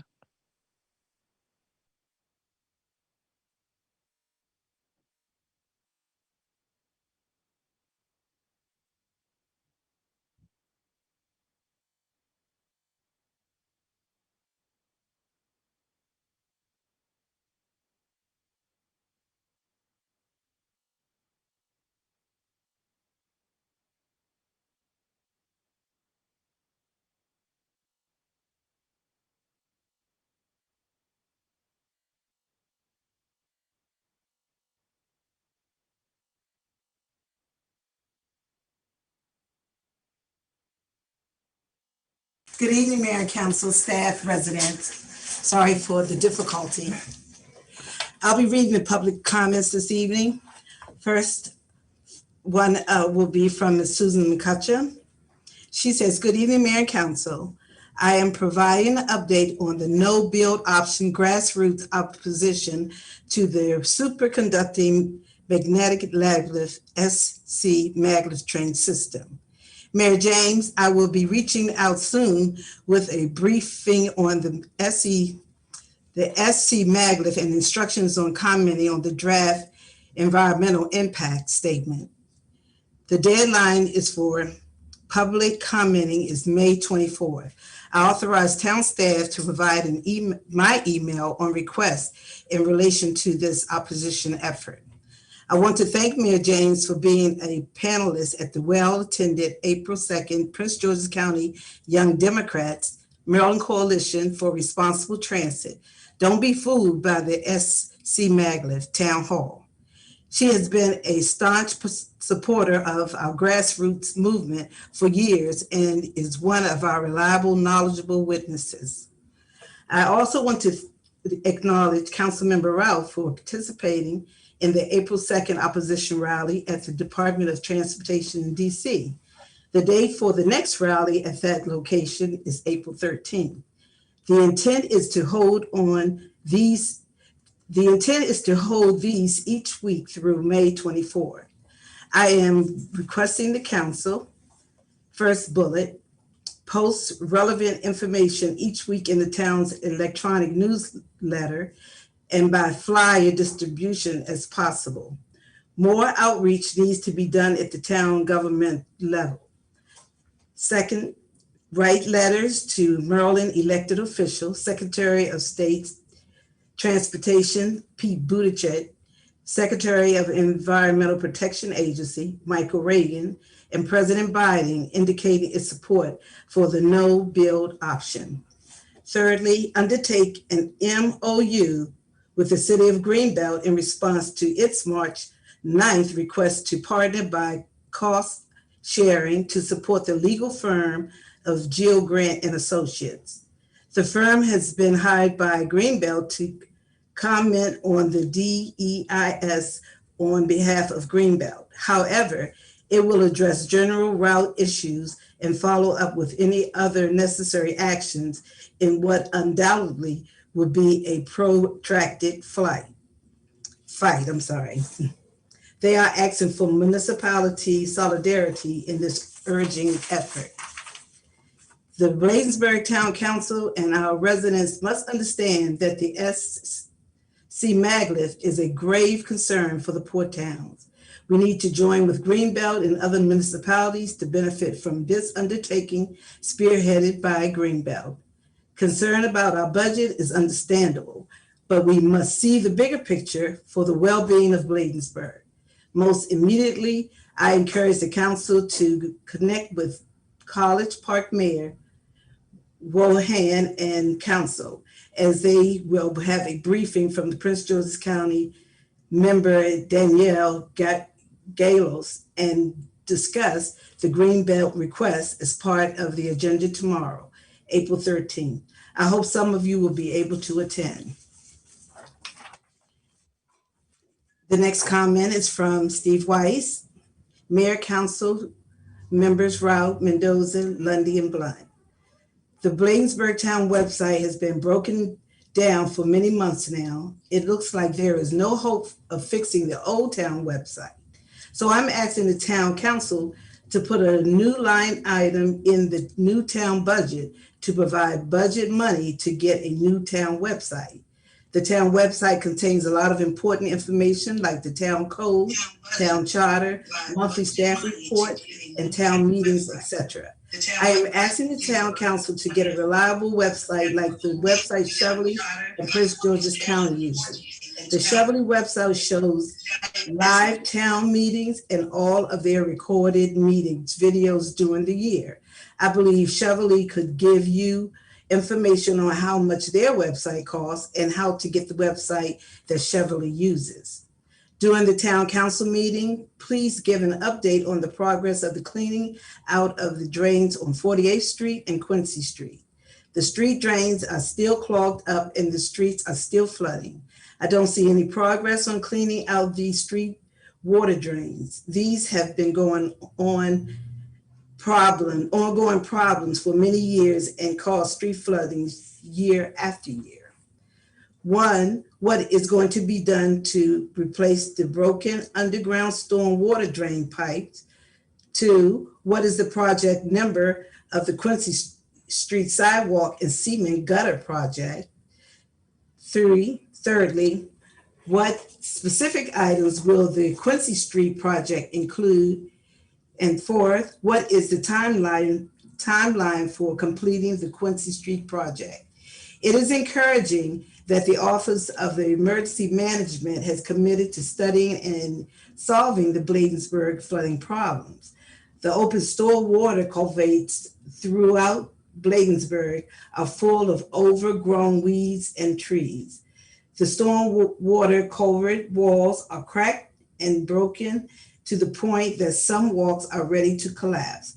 I am asking the Bladensburg town staff and town council to inspect all of the Bladensburg storm water drain culverts and work with the Office of Emergency Management to make sure all the storm water drains are repaired and cleaned out to prevent more flooding like we had this past year. Thank you. And lastly, we have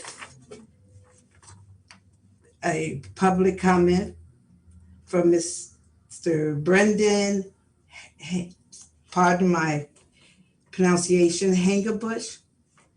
I have received a door hanger on the Maglev project last month, and I believe I saw a town vehicle distributed them. However, the door hanger itself did not indicate whether the town paid to design, print, or distribute the door hanger. I emailed Acting Town Administrator Vito on March 10th to inquire about this and followed up on March 25th, but I have not received a response, even to confirm my questions had been received.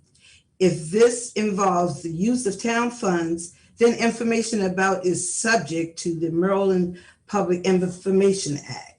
Information on how the town is spending funds is important for residents of the town, and I would hope that the town staff would be responsive when they receive questions of this sort. Thank you for your assistance. That concludes the reading of the public comments. Great. Thank you, Ms. Diane. And again, sorry about the challenges you were having earlier, but thanks for hanging in there with us. Yes, you're welcome. And we'll work to follow up with those residents who've expressed public comment on the issues that they've expressed as well. At this time, we will move into the committee and legislative updates from staff and council members. We'll start with COG. I know several folks on the team are on different committees, so didn't know if anyone met last month and had any updates to report. No. Okay.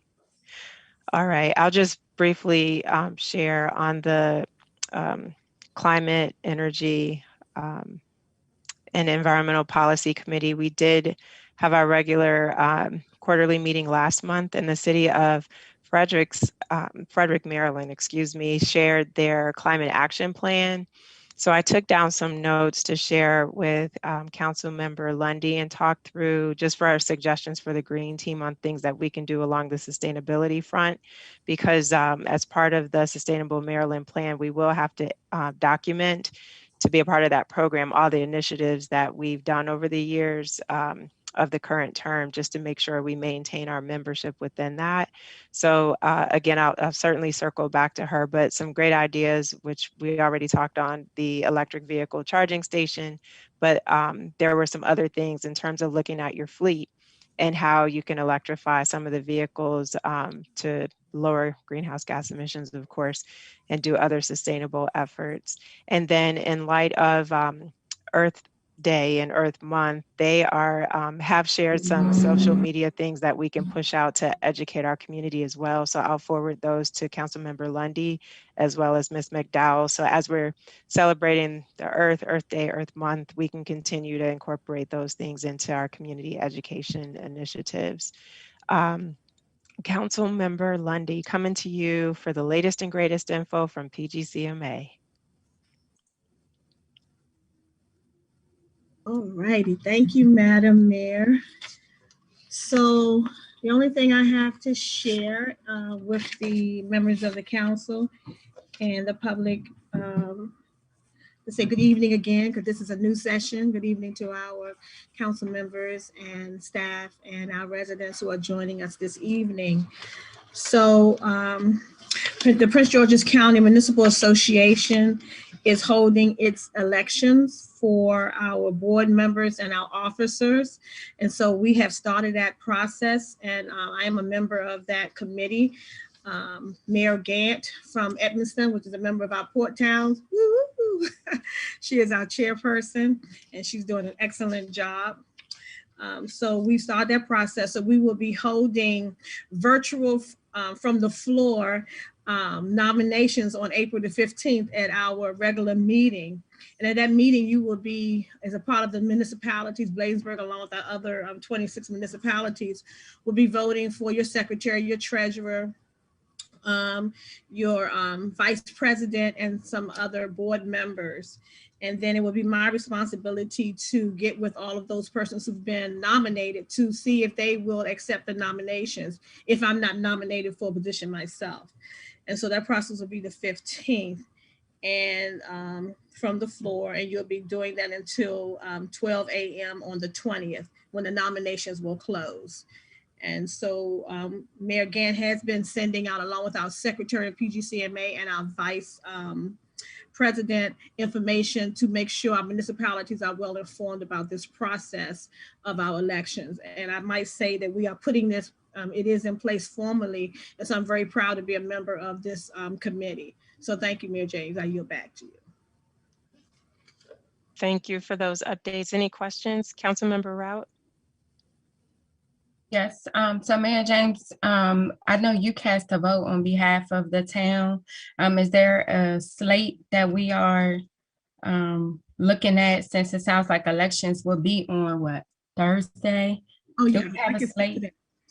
Yeah, I can speak to that, Mayor James, if you would. Thank you. So, yes.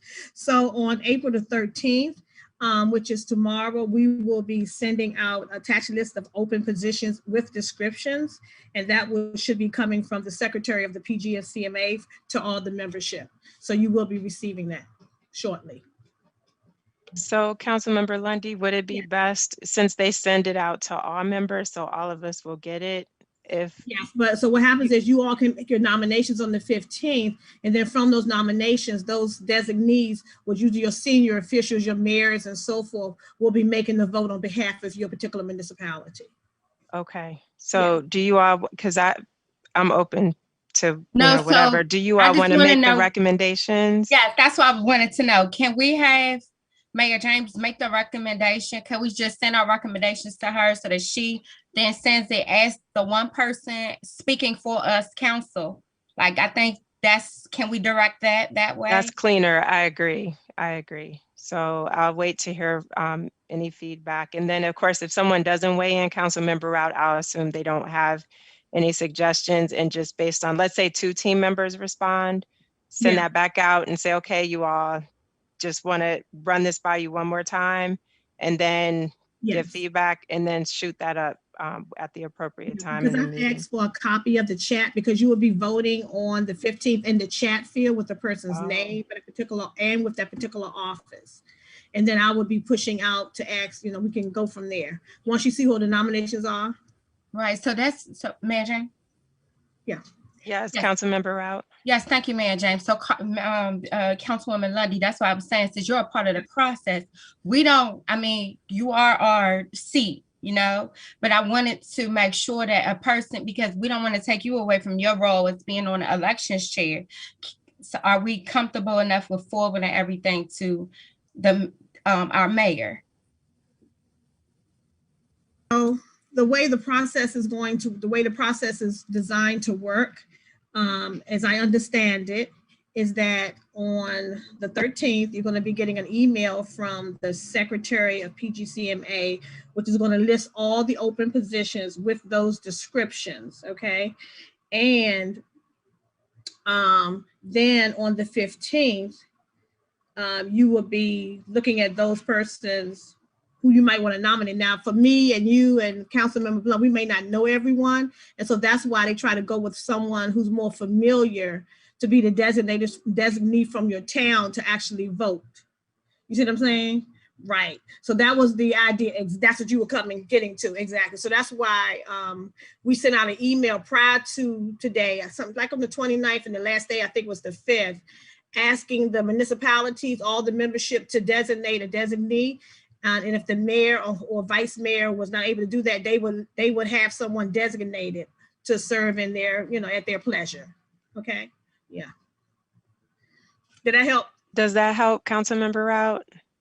Okay. Okay, good. All right. Thank I'm you. glad I got to it.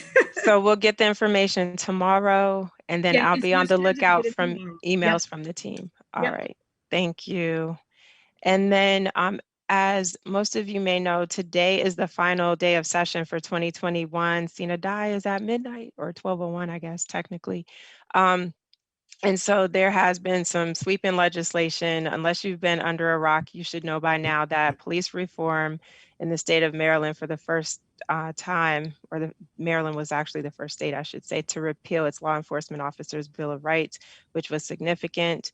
And in line with that, they are also, or have put forth, a statewide use of force policy. And they have also placed limitations on these no-knock warrants that you sometimes hear about, that, someone was asleep overnight, the police didn't knock, they just went in because they had a warrant. And then they've also passed legislation to expand public access to records in police disciplinary cases, which is huge if you have an officer who has a pattern of untoward behavior toward the general public. So that was some sweeping legislation. You're probably already familiar with all the pandemic relief that has come down from the state, which again has also been significant from the state. Governor Hogan's plan included over $1 billion in pandemic relief. That was at the beginning of session. And so that, in conjunction with what we're getting from the federal government, is just tremendous. On the budget, with $3.9 billion in federal pandemic relief, lawmakers approved a $52 billion Maryland budget, so that the budget did pass. Federal aid will be used to bolster the state's unemployment insurance fund. And as you all may remember, this time last year, the state unemployment situation was terrible. The system, the technology, it was I can't even think of the word, it was just awful. And so it's good that they're putting resources toward improving that to make things better, provide better service for our residents. Under voting, Maryland voters will have the option to have mail-in ballots automatically. That was something that was significant under COVID. And so I'm glad to see that they're being responsive to that and making that more easily accessible to residents. The other significant thing I wanted to share is the blueprint for Maryland's future did pass. There was back and forth in the prior session about that, but I'm thankful that it did pass. As you know, our county executive was definitely in favor of that because of all the significant impacts it would have on infrastructure for new school construction, 3P programs, to not just put the financial burden strictly on government, but employ private business to help with some of the funding as well. And then another interesting piece of legislation that passed was lawmakers voted to settle a 15-year federal lawsuit over inequitable funding at the state's 4 historically Black colleges. All 4 of them have been very, very much shortchanged over the years. And so it was good to see legislation put forth to support our historically Black colleges. And then on the juvenile justice reform, Maryland did abolish life sentences without possibility for parole. And this is for juveniles who commit crimes, obviously as juveniles, being automatically sentenced to life in prison. And so that, again, was sweeping as well. But any questions? There's more, and I'll have more in my written report, but are there any questions from the council or staff? Just, again, wanted to highlight some of the key legislative items. Councilmember Rout. Thank you, Mayor James. On the state level, I attended a training on Friday led by the Department of Environment, sponsored in part by Delegate Ivy, as it relates to the local flood mitigation that was recently passed as well. And so knowing that our residents were the recipients of devastation as it relates to, those 100-year storms. It was particularly of interest to me because there are 16 million available to municipalities for local flood mitigation projects. And there would be, and I don't know the outcome of HB 901, which was the flood program. It was voted upon that there may be an additional 12 million that's available right now, because that first 16 million will not be available until December. They don't take applications for that until December. So I just want to bring this up to, you as the board, as the director of the town council, and to our colleagues, as it relates to, I know we still have that swell that runs through Ward 1 and wraps around, and that's part of the problem. So maybe we could partner with Prince George's County Office of Emergency Management, and we could be a partner with them in submitting, because they have more grant resources than we do, but taking it to them. So I want to strategically talk about this maybe internally. Okay, thank you. Yes, and thank you for mentioning that. I joined a few minutes late, but I was on there Friday night as well. It was 6 o'clock on Friday, and I think I saw some of our other colleagues on as well. But it was interesting that the town doesn't have to go for the grants on our own. Like you said, we can partner with the county.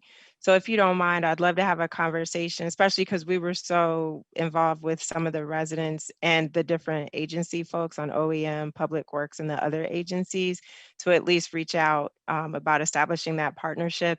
And then at the last council meeting, we had a gentleman from OEM who did indicate that they want to work with us and put a pilot program together where the town of Bladensburg is the first case use, going through some of their efforts as well. So I think if I can get on your schedule, get him on there, his name is escaping me. Let's just get the ball rolling, as you said, and look into how we can take advantage of that program. So thank you very much for mentioning that, because that totally escaped me. And with that, I want to turn it back over to Councilmember Rout for community initiatives and updates. She's going to take us through vaccination efforts. Thank you so much, Mayor James. I think that the town of Bladensburg, I want to applaud the town council as a whole, the town of Bladensburg, public safety, first responders, our civilian front office staff for the excellent COVID response that we have received. We have sponsored a total number of 5 clinics in our little town of Bladensburg. And when I'm advocating, out speaking, I call us little, but we are mighty, right? We have done an amazing job of bringing access to the vaccine to our residents who are the most vulnerable. And we have ties with the state, we have ties with the federal government, we have tied us up with the county. We have on individual pharmacies in our local community. So I just want to announce to all residents in the town of Bladensburg, if you or your caregiver needs access to the vaccine, please call our front desk person, Miss Diane, and let her know your information so that we could go on the hunt for you. There's all these vaccine hunters, people all over hunting. Your town council is deeply involved in county efforts and everything else. The next vaccination clinic will be held on April 17th, 2021 at Autumn Woods. That's going to be Councilmember Blunt's vaccination clinic as a Ward 2 councilwoman. She's going to lead that initiative, and that is in partnership with Padak Pharmacy. Now, Padak Pharmacy, we did have a situation at our last vaccination clinic that I just want to bring forth to everyone to dispel myths, suggestions, whatever. We had a situation where the electronic health record system shut completely down because it was outside and it was Wi-Fi, okay? We could not vaccinate anyone at pre-register until that system came back up. Okay, that took us 45 minutes to an hour to get that system up running. We did not foresee that. So that made all of the appointments be delayed, and we were delayed, but we had snacks, we had water, we were in constant communication with people. We tried to keep everybody updated. And so but that comes with it. There are some people that were like, you know what, ma'am, I'm going to wait because my mom waited 5 hours at Six Flags and I could wait an additional hour. Okay, please, Bladensburg residents, we are not trying to inconvenience you. That's why we are working so hard on your behalf to bring access to the vaccine. So if you are willing to sign up, if you want to sign up, all Bladensburg residents are welcome at this Autumn Woods vaccination clinic, or your caregiver. please reach out to Ms. Diane. We can get you on that list. And if you have any sites in Bladensburg that you would like to bring the vaccination to, maybe it's a church, maybe it's a gathering, a place where you do yoga in the park, maybe it's a business, please contact Mayor James or Ms. Diane, and we will bring vaccination to that site. Thank you, Mayor James. Thank you. And as you said, everyone is really working hard to make the opportunity available to anybody who wants it. And so I do believe the community is grateful for all the opportunities that are being put forth for our small but mighty town. And with that, on Saturday, Prince George's County Health Department will be back for those who were vaccinated on March 27th. You received the Pfizer shot. And so this coming Saturday makes 21 days. And so they'll be back from 10 to 2 to do your second shot. So the health department will be calling everyone who was vaccinated that first time to let them know. But I also wanted to give some, give that announcement as well, just to make sure the community is aware. And then we will pivot over to Councilmember Lundy about Spring Prayer Week. Thank you again, Madam Mayor. Rick, can I please share my screen for her? Yes, thank you.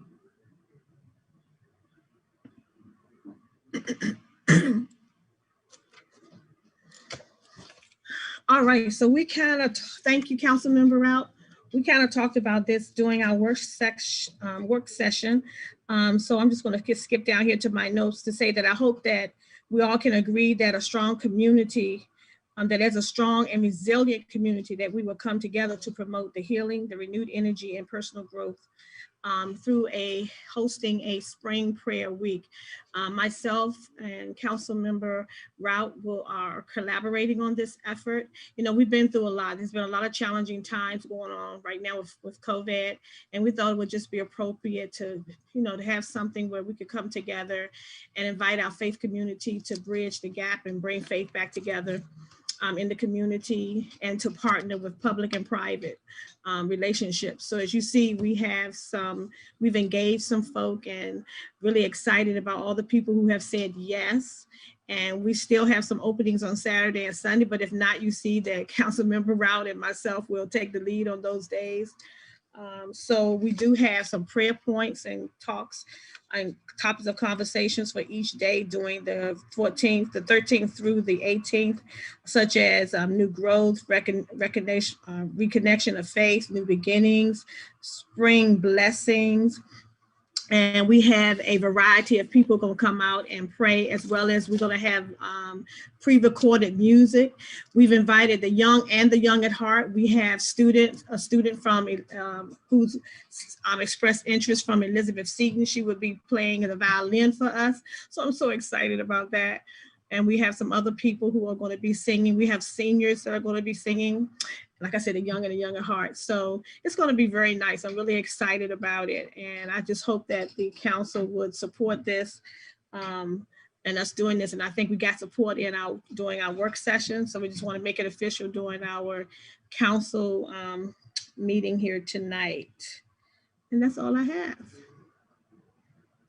Great, thank you. Thank you again, Councilmember Lundy, for walking us through the plan to encourage folks, especially during these unprecedented times.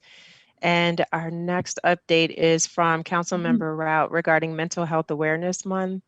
Oh, sorry, Councilmember Rout, your hand is raised. Yes, I move to support the Spring Prayer Week, April 13th through 18th, 2021. Seconded. Seconded by Councilmember Lundy. Any discussion?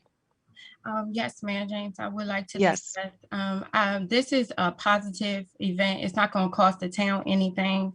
And if there are people that don't particularly pray, we will have a moment of silence during each particular event.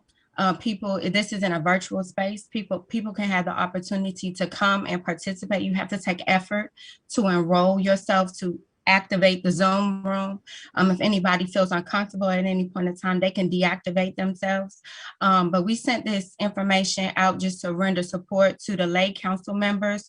And this is what came back from the faith-based communities that Councilwoman Lundy has been working on it.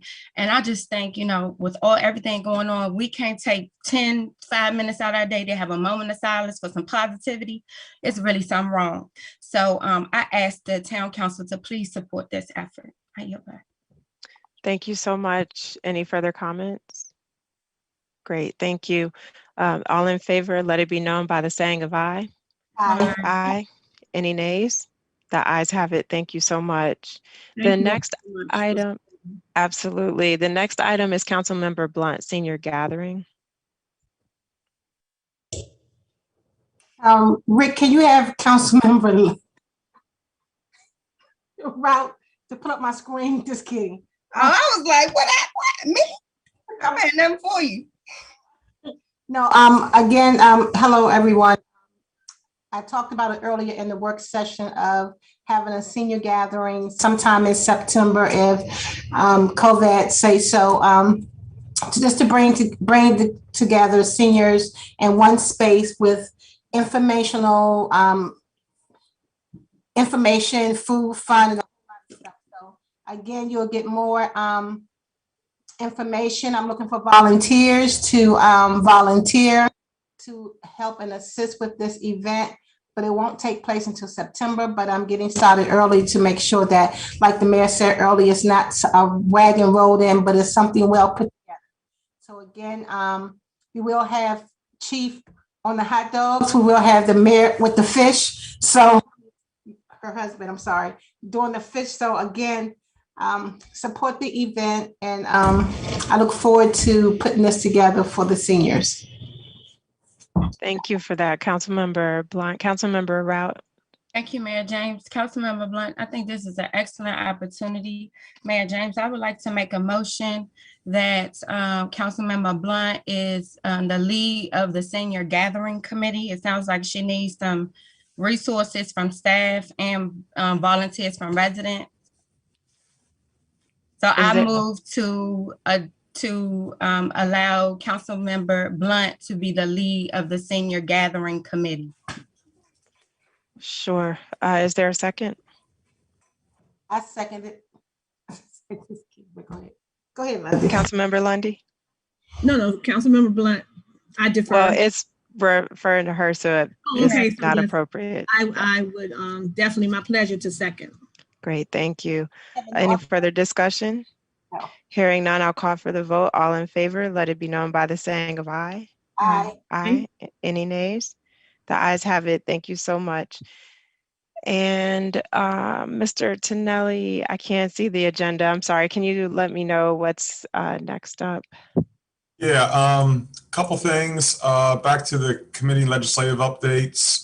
There's a Bostwick House stakeholder group and also Port Towns meeting that we went over. But if we go back to that, but we also have our auditor that joined us too. So I don't know if you want to perfect. Our auditor first, or you want to go back to those two items if they're quick. No, I can make it quick. Mental Health Awareness Month. Mental Health Awareness Month, yes. Yeah. I'll tell you what, can I just go ahead and share a screen? Probably easier. And say, okay, perfect. I'm sorry.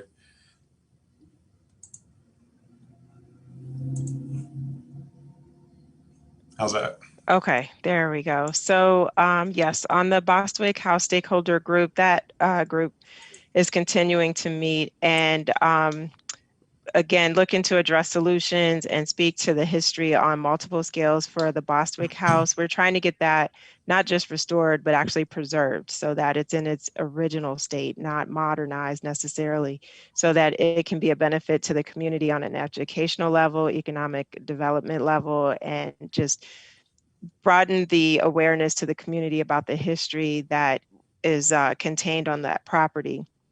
And so one of the things the stakeholder group is doing is soliciting your feedback, town council. And so I worked with the project lead to put a survey together that we will share with you all, and would also appreciate if it could be shared in the weekly e-blast this week and next week, because we also want to get community feedback. This is the community's house. And so we want to hear ideas on what they would like to see as we as a body think about what we're going to put and do there as we move forward in the future, things that we'd like to put there in terms of programming. Is it a community garden in the back on one of the sections. I mean, there's so many different options. And so we want to give the council, the staff, and of course the community at large an opportunity to weigh in. So please look out for that survey coming up this week. And then Port Towns, the quarterly meeting is scheduled for April 27th. And so Mr. Barnes, who's the town administrator in Edmonston, just wanted to know if that works for the directors as well as the town council. And I will look really quickly. I'm not sure. Usually it's on a Monday. Yes. So, but this time around, it looks like the 27th is a Tuesday. Do I have that right, Mr. Tonelli? Yes, yes. Okay. And typical start time, 6 p.m., 6:30. Does that date work for the council? Tuesday, April 27th? At 6:30, you're correct, yes. At 6:30. That works for me. Okay, Councilmember Blunt. Of course, it'll be virtual, so. Councilmember Lundy, that's all right? Okay, great, thank you. And then coming back down, so that closes out all of the items under committee and legislative. And then, so now Councilmember Rout on mental health awareness. Hi, yes, thank you, Mayor James.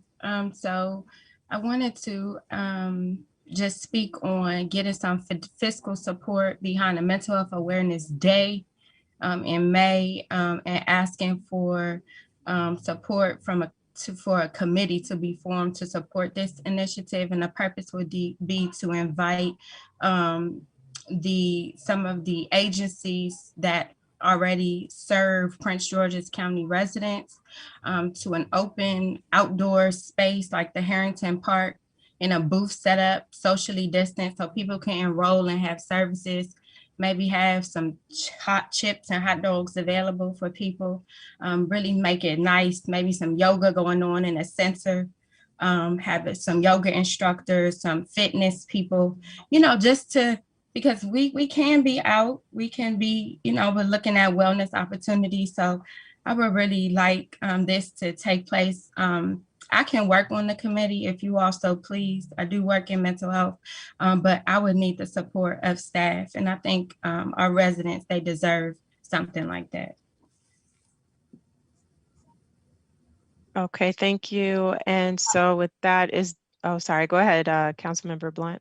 I like to support the mental health awareness in May, and with a budget of whatever Ms. Rout see fits to support her mental health day in the David Harrington Park. So I like. Okay, so you would like to make the motion?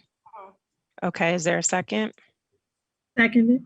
Seconded by Councilmember Lundy. Any further discussion?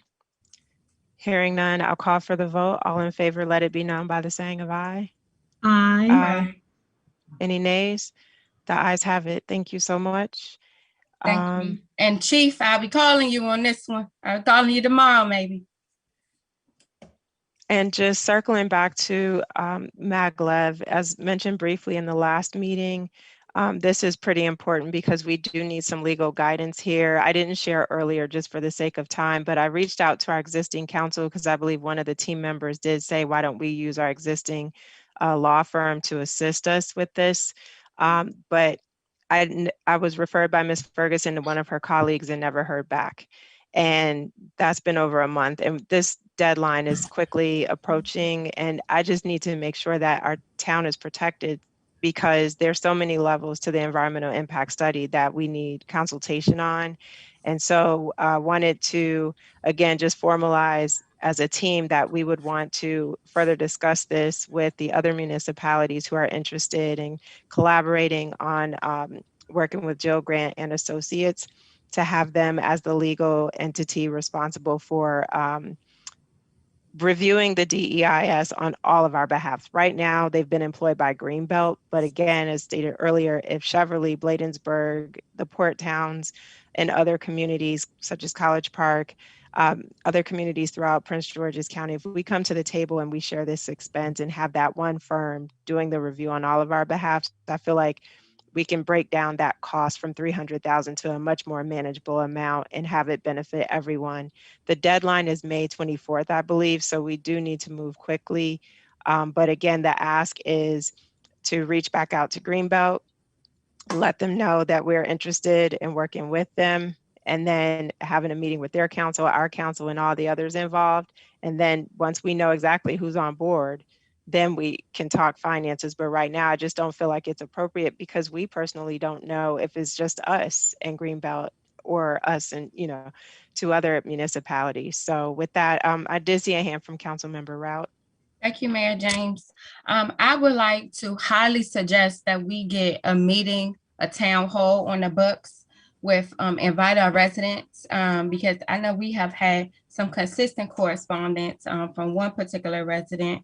But I think for fiduciary purposes, to make a fair and just decision, I would like to take this into committee. So have a committee with you, Mayor James, since you know we appointed you to be the lead and speaking, and you've been testifying, to create a committee and host some type of town hall so that our residents could come out. We can have some presentations just for Bladensburg from like, what is this commitment that we're getting into?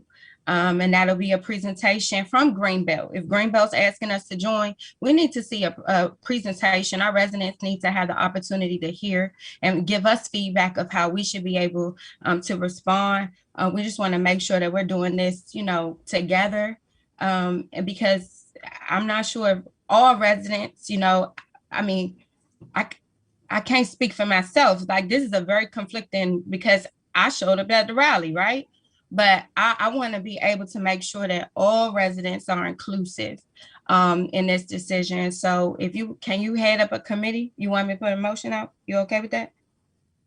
I don't want to formalize this into a committee because then we have to vote on the members, then we have to have minutes. No, that's our process for committees. Oh, okay.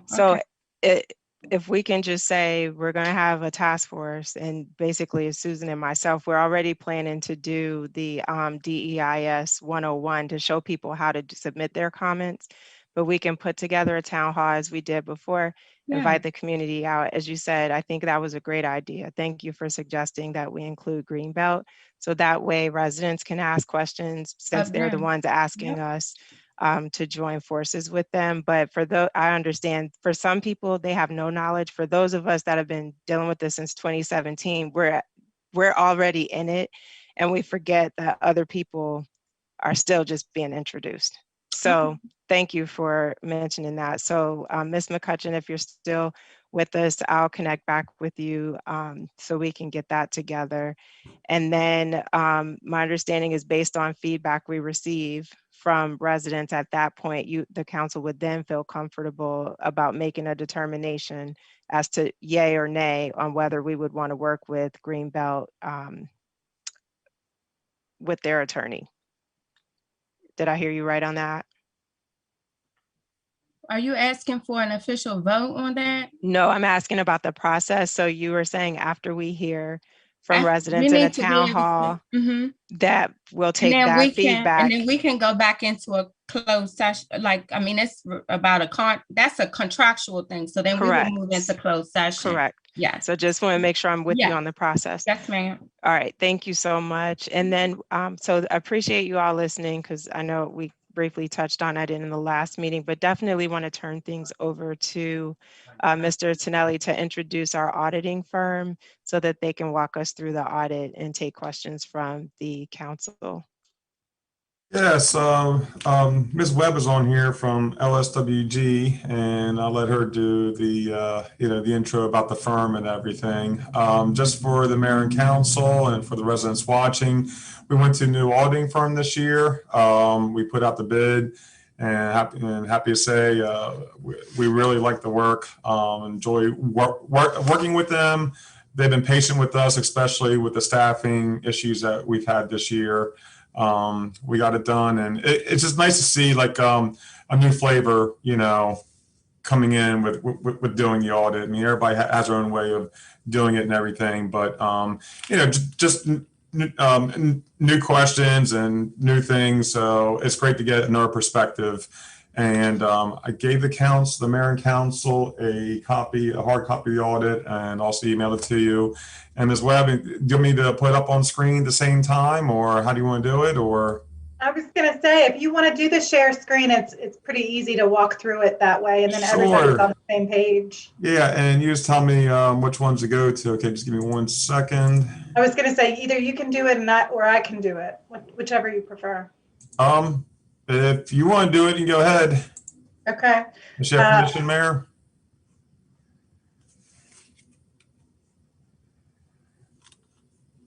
Say again, Vito.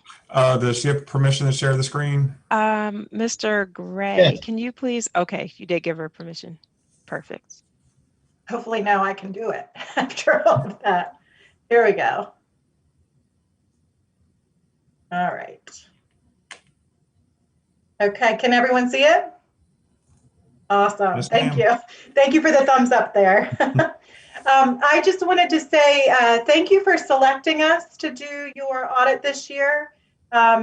We have been in business for about 55 years, and local governments are one of our specialties. We do a lot of municipalities in PG County and Montgomery County. So you guys have fit right in very nicely. And as Vito said, this year was a little bit difficult just with the staffing issues, but we did get it done by March 31st, which was our extended due date.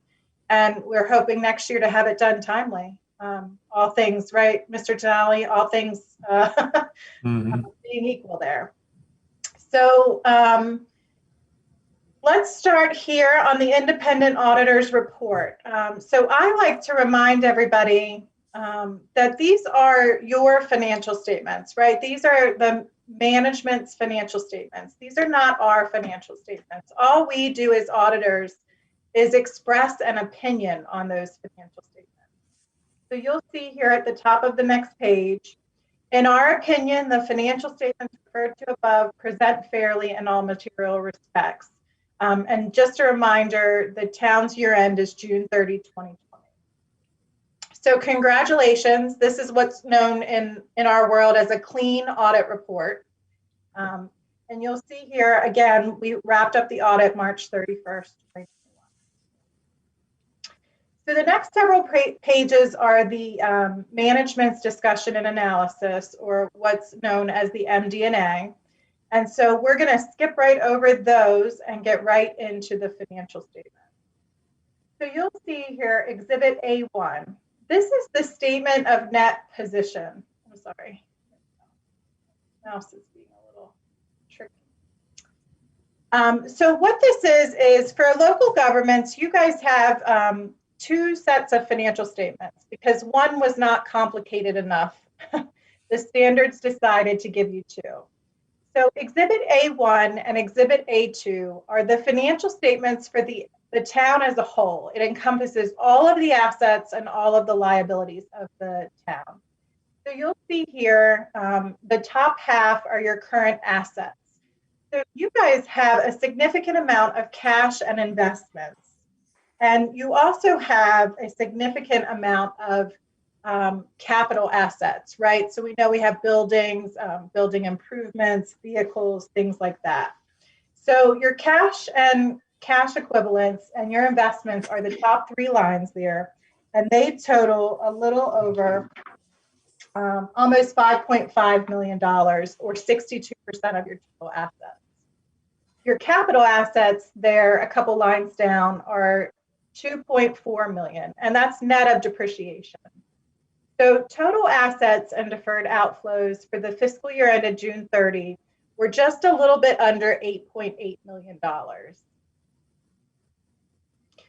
The second half of this statement of net position are your liabilities and your net position. So all organizations have liabilities at the end of the year.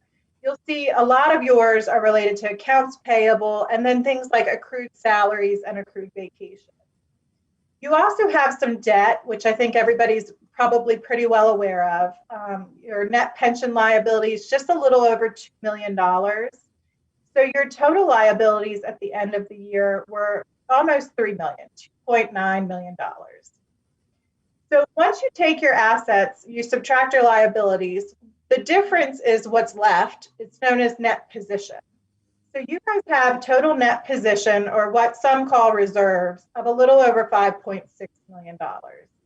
And for you guys, a portion of that is the capital assets, right? 2.3 million. Sorry about that. That's when Vito told me I had to be on. So the rest of that is unrestricted, 2.9 million. The next statement is the statement of program activities. And so if we were a for-profit business, we would call this our income statement. So interestingly enough, when this statement first came out, everybody hated it because it doesn't really make any sense. Mhm. The first column are your expenses, right? So everybody's used to seeing revenues first. But for you guys, the expenses are first. And so you'll see here, we have your general government expenses. This is all expenses of the town, a little over 1.3 million. Public safety, 4 million. Public works, about 855,000. And then we do have some interest. So our total governmental expenses for fiscal year 20 were 6,284,000. And then what I do like about this statement is then it shows how we fund those expenses, right? Because that's what municipalities do. So we do have some charges for services, about 129,000. We also have some operating grants that we received. Last year, that was a little over 533,000. And then we also received some capital grants, right? So some grants that were to fund capital projects, about 82,000. So you take that $6.2 million of expenses and you subtract all those revenues and you have a shortfall of 5.5 million. So what do you do to cover those costs? That's when the taxes come into play. So down here at the bottom, you'll see state shared taxes, 615,000. Property taxes is our biggest revenue, right? Our property taxes were a little over 4.3 million. And then we do have some significant interest in investment earnings, about 103,000, and a little bit of other revenue of 109,000. So our total revenues for fiscal year 20, 5,198,000. However, remember, our expenses were 5.5 million. So the change in net position for last year, or the loss, was a little over $340,000. What's interesting about that is you budgeted for that. So we'll talk about that a little bit later. So you add that to your beginning of the year net position, and that's how you end the year with $5.6 million of net position. Okay? So those are your government-wide financial statements that include all assets, all liabilities, all revenues and expenses. But then, in their infinite wisdom, GASB, which is the organization that sets the standards for local governments, decided that you should also report on a fund level, which is very similar to how you budget, right? So it's only what's currently available to be spent and what's currently available to be received. So what this balance sheet shows are all of those assets that were on the first page, excluding anything that's long-term. So it doesn't include capital assets and it doesn't include debt, right? So what it does is it also reflects here, we have 3 columns. You guys do have a little small special revenue fund. You also have your general fund. And so we're going to talk about the total governmental fund here on the right-hand side. So your total assets were $6.2 million. Your total liabilities, about $265,000. And then the difference is broken into several different categories, but it's called fund balance, and it's about 5.8, almost $5.9 million. So you'll see at the bottom here, there's a reconciliation between those 2 statements. And again, for the most part, what I just mentioned, anything that's long-term, so any of your capital assets, also any of your long-term liabilities aren't reflected on the fund level financial statements. So just think of the fund level financial statements as sort of how you budget, right? Exhibit A4, this is the fund level income statement. So same thing here, your general fund revenues for the year, and here were your specific categories, whereas taxes come into about 5 million. Your total revenue is 6.2 million. Again, you had total expenditures of almost 6.5 million. So your excess expenditures over revenues are about $244,000. Again, that's better than you had anticipated with your budget, but it is a loss.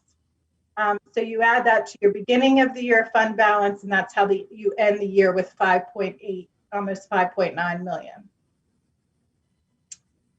And then Exhibit A5 is a reconciliation, again, between the two different statements. So it just shows you what the differences are.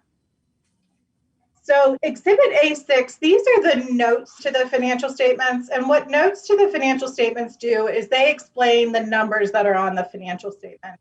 They are 18 pages long, so I am certainly not going to go over them in any level of detail unless you guys really do want to fall asleep right now. But just know that the first couple pages really explain what I just went over, sort of the two different types of financial statements that a town has. And I'd be more than happy to go over them in any kind of detail at a different meeting if you have any questions on everything. Actually, the biggest liability, if you just touch on, is the pension liability, the 2 million. Yep, so I am gonna touch on that. So the two big things in the footnotes. So once we get through all of the basic footnotes that explain just the regular things that are in the financial statements, capital assets, because you guys do have such significant capital assets, I just wanted to touch on that. Here on note 3, it outlines all of the different assets that you have, building, equipment, and then it does show you net of accumulated depreciation, and then your balance remaining is 2.4 million. And then to Mr. Tonelli's credit, he picked up on, we do want to talk about the debt and the state retirement. So you do have some debt remaining, very little actually for a town of your size. Your bond is about 232,000, and of course you have some leases that are down to 37,000. Your largest liability are your accrued compensated absences, and that's a lot of that is the payout of sick leave. Let me find, I think it's note 5. Yes, here it is. So there are several pages of notes related to the pension liability. As you guys, I'm sure, are fully aware, you're part of the state retirement pension plan, which is a cost-sharing, multi-employer defined benefit plan. And so there are a lot of notes that go along with that. We rely on the pension audit that's done through the state, and then a lot of it is just dropped right into your footnotes. So you'll see here your net pension liability at the current discount rate is a little over $2 million. And we will get to, in just a minute, the required supplementary information about the pension. The one thing I did want to mention here, Exhibit B1, if you're only going to look at a couple pages, these are the couple pages where I think you guys would be most familiar with through the budgeting process, because this is your budget and we just drop it right into the financial statements and then put the actual amounts into it. So as I mentioned earlier, you did have a loss during the year. That's not at all unusual for fiscal year 20, but you did do better than budget. So your revenue budget here was 6.2 million. 6,235,000, and your actual amount did come in a little bit higher, 6.244, so about $9,000 better than what you expected. And the same thing on the expense side of things. You had budgeted for expenditures to be 6,578,000, and your actual expenditures were lower at 6,488,000. So, you know, even though it was a loss, it was better than what you had anticipated when you prepared the budget. So here are the schedules, and I like B4 the best. The pension is really, really a big number for you guys, $2 million. But I will say you had paid your contractually required contribution of about $240,000. And your contribution last year was about 10% of your covered payroll.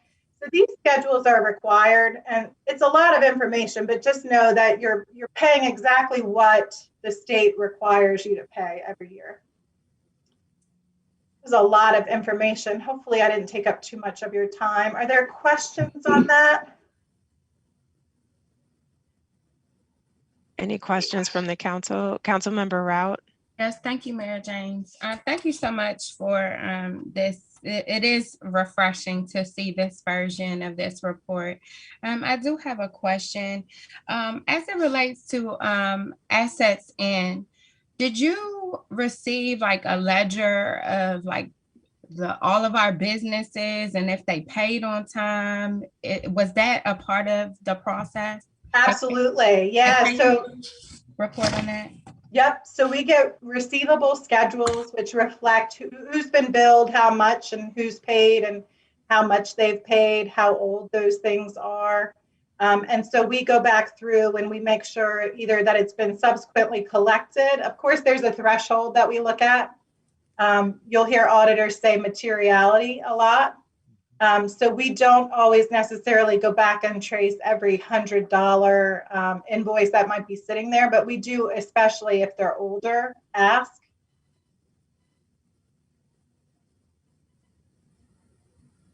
Thank you so much. You're welcome.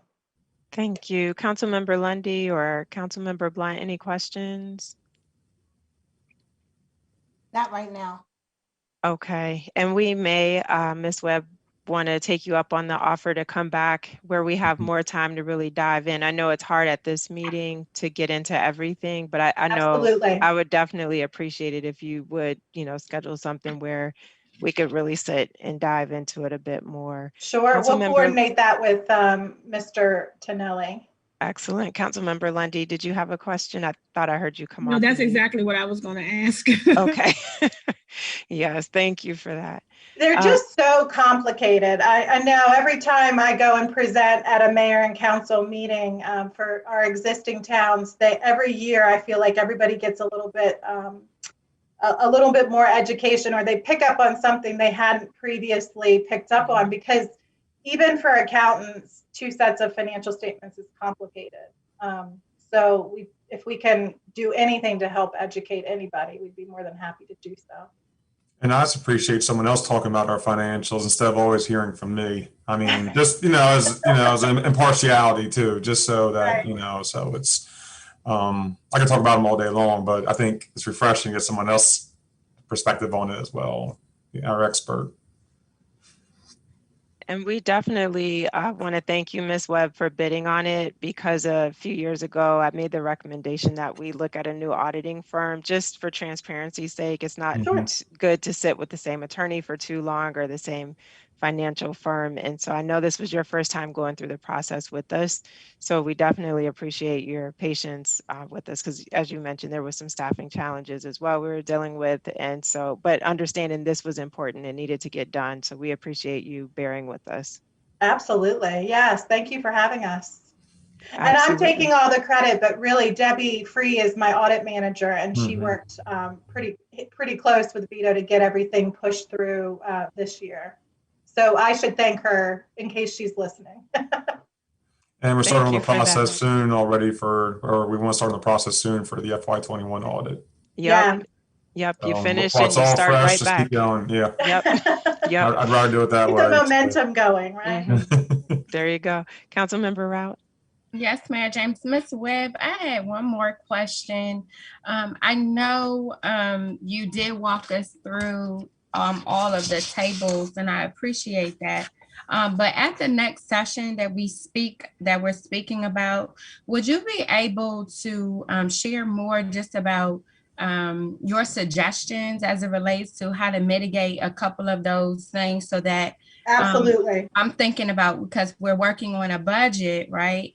It would make sense to us to have this type of meeting before we really finalize our budget, because if we could, possibly right-size some things in different places where we saw different, maybe assets weren't always received, expectations. I know it was a little COVID going on, but, Yes. Just to understand, because, you know, we just want to make sure that, you know, we're budgeting correctly. So if we are on the front end doing something a little off, I would like the opportunity just to right size it.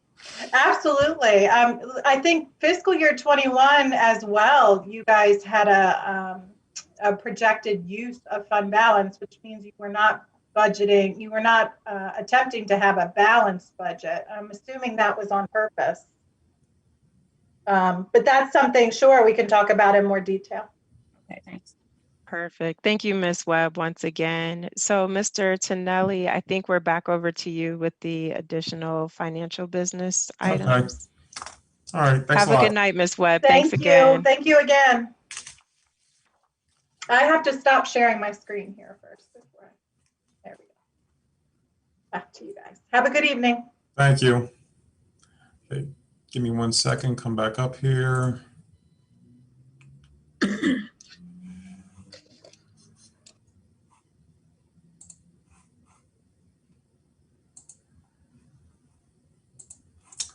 I just want to go back to sharing the agenda, make sure we're on the same page.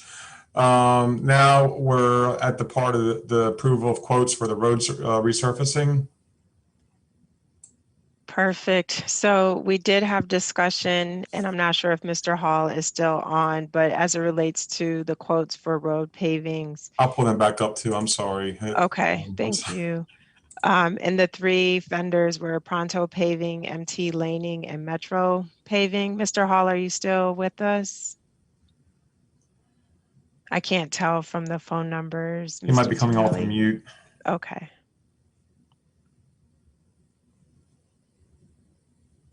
Yes, ma'am, Mayor and Council. Yes, did you want to just do a quick summary, Mr. Hall? Sure, we can do a quick summary. As y'all know, we had three vendors that come in to give us proposals on some unsurfaced road that was not disturbed by the WSSC road work, and we had Pronto Paving, MC Langley, and Metro Paving. And the total amount of each one, starting with Pronto Paving, was $31,597. And next was MC Langley, that came in at $31,974.72. And then you had Metro Paving that came in at $43,590.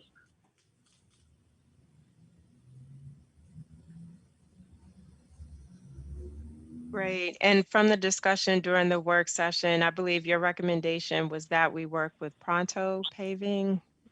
Did I jot that note down correctly, Mr. Hall? Sure, I think that they'd be the proper vendor to get in here and get the work done as quickly as we needed to.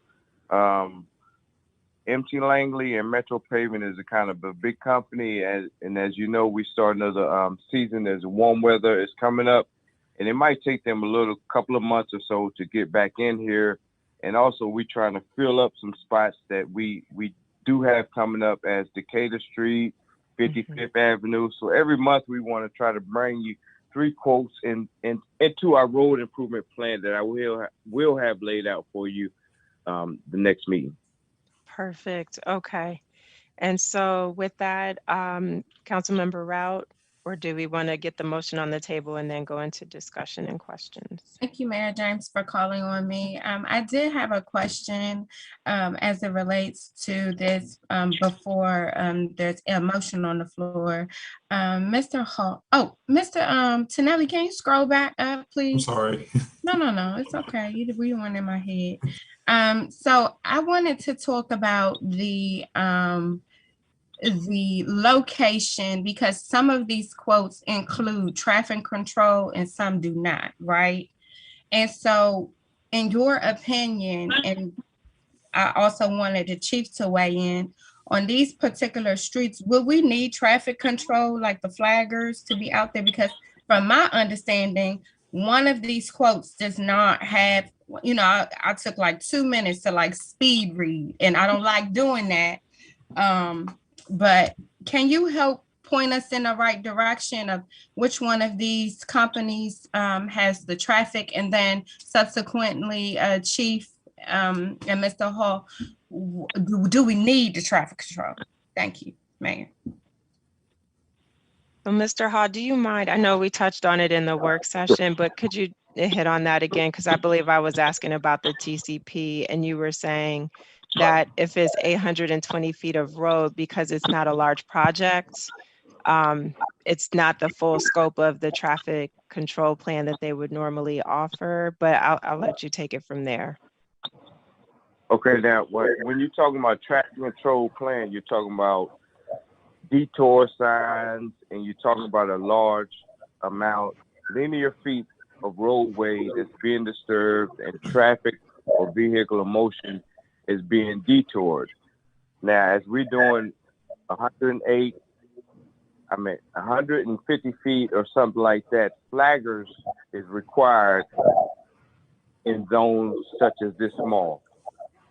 And I think Chief may be able to elaborate to the Merlin control safety device on flagger patrolling or something like that. But in a representative area right here, me as a project manager, I will make sure that all flaggers are in appropriate position before bumpers, after bumpers, or anything like that. And what I mean by bumpers is they have to be a certain feet before construction start and a certain feet after construction start, or any oncoming traffic will be located by any flaggers that will be on the scope of work.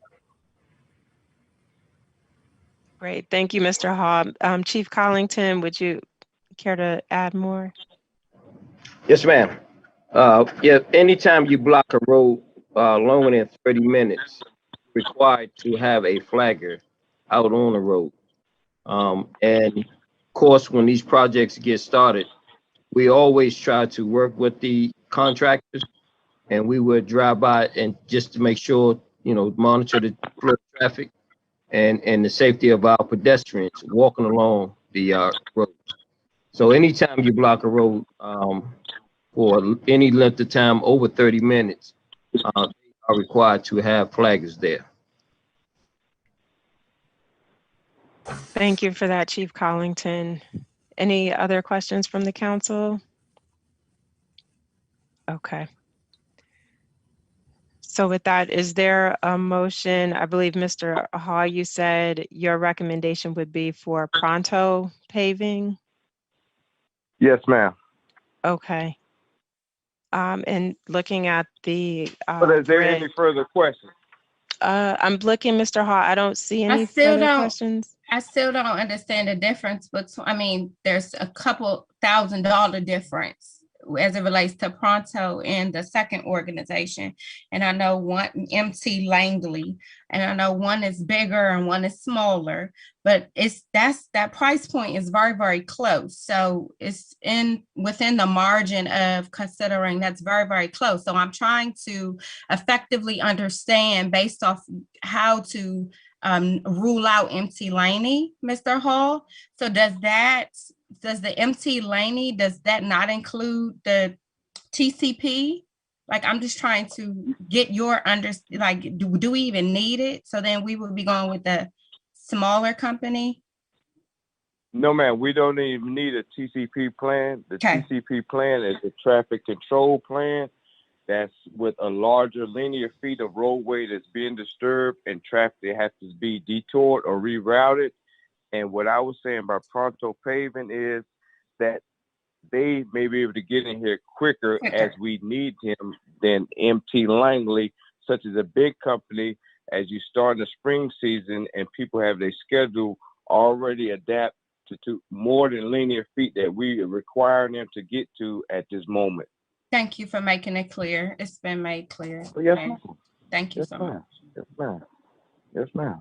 And Mr. Hall, I also appreciate you making sure that we had a minority business in here, someone with the MBE, DBE, and also SBE certifications, because that is important to the council as well. And Pronto Paving does have that. So with that, is there a motion to approve the bid for Pronto Paving? Also move. Moved by Councilmember Rout. Is there a second? Seconded. Seconded by Councilmember Lundy. Any further discussion? Hearing none, I'll call for the vote. All in favor, let it be known by the saying of aye. Aye. Aye. Any nays? The ayes have it. Thank you so much. Okay, Mayor and Council, let me reincite one thing. That we do have a lot of roadway that's getting ready to be disturbed, and we have a lot of a lot of things that's gonna go on. So everybody would kind of give a piece of the pie. Certain companies are dealt for certain linear feet, and as you got 57th Avenue that's coming up with maybe about almost 3,000 linear feet of roadway, then you use certain companies for certain things. Okay. That makes sense, Mr. Hall. Thank you for that. And we definitely appreciate you working to get someone on the list who can get in and get out pretty quickly, given the situation. So that takes care of the second bullet. On the SHA mowing agreement, Mr. Hall, did you want to summarize that again? I know you covered it in the work session. Anything else you want to add there? Well, now, if we have any questions. Okay. And with that, it's just a matter of the dollar amount on an annual basis for the mowing. Mr. Hall, is how much? Can you please remind the council? Well, oh man, I have to know. It was every. I'm sorry, Mayor. I think it's okay. It was every. You have that number amount. I got so many I think it's amounts. $1,000. I'm looking at it Yeah, right I remember it was under the $10,000 threshold, and so it's not, anything. Well, it can't involve an RFP because it's with the State Highway Administration. But just wanted to. It's income coming in. It's not going out, so it's. Yep. And so with that, Right, it's $6,000. No, not to exceed. For 2 years, so $3,000 a year, basically. 3,000, right? Yeah, $3,000 a year for 2 years. And so with that, is the council comfortable with proceeding with the SHA MOU to continue maintenance of the state highway areas identified in the MOU? I so move. Moved by Councilmember Rout. Is there a second? Second. Seconded by Councilmember Blunt. Any discussion? I do have some discussion. I just want to, I'm going to be advocating with SHA on behalf of our Public Works Department. They do a phenomenal job, and their labor is worth a lot more than $3,000. So I just want to go on record saying that that through advocacy, we're going to work on improving that moving forward. Thank you. Any further discussion? Hearing none, I'll call for the vote. All in favor, let it be known by the saying of aye. Aye. Aye. Any nays? The ayes have it. Thank you so much. The next item is council discretionary funds for Councilmember Blunt. I talked with Vito. He pretty much answered my question because I know when I first came on, we don't have to vote on who we give our funds to because it's such a little amount. And the only reason why I asked is because I wanted to give money to Reverend Gail Addison for her graduation. So I know it didn't have to be voted on. I just wanted to know how does that work? We give our money to the same people every year, or it doesn't matter who we give the funds to? But I really didn't need that on there, but because we already voted on really, so. Thank you, Councilmember Blunt. And you do, as the council member with that budget, have the discretion as to who you allocate it to each year. So that definitely makes sense. It's up to us individually to decide. The next item is the FY22 draft budget, Mr. Tonelli, and then followed by the budget calendar. Okay, give me 1 second to bring this up.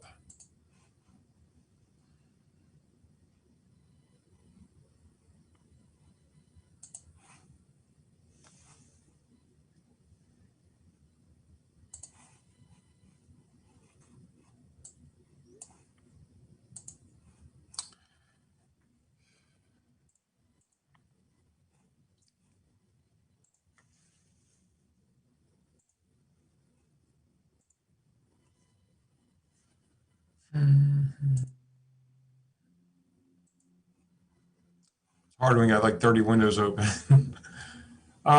Okay, budget time. Can everybody see the draft budget? Just I'm sharing the wrong screen. So everyone sees Town Bladensburg proposed budget for FY22. Yes. Okay.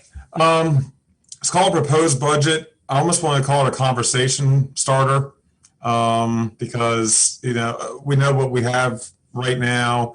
We're confident of the revenues coming in. Asterisk there. I'll talk about that in a minute.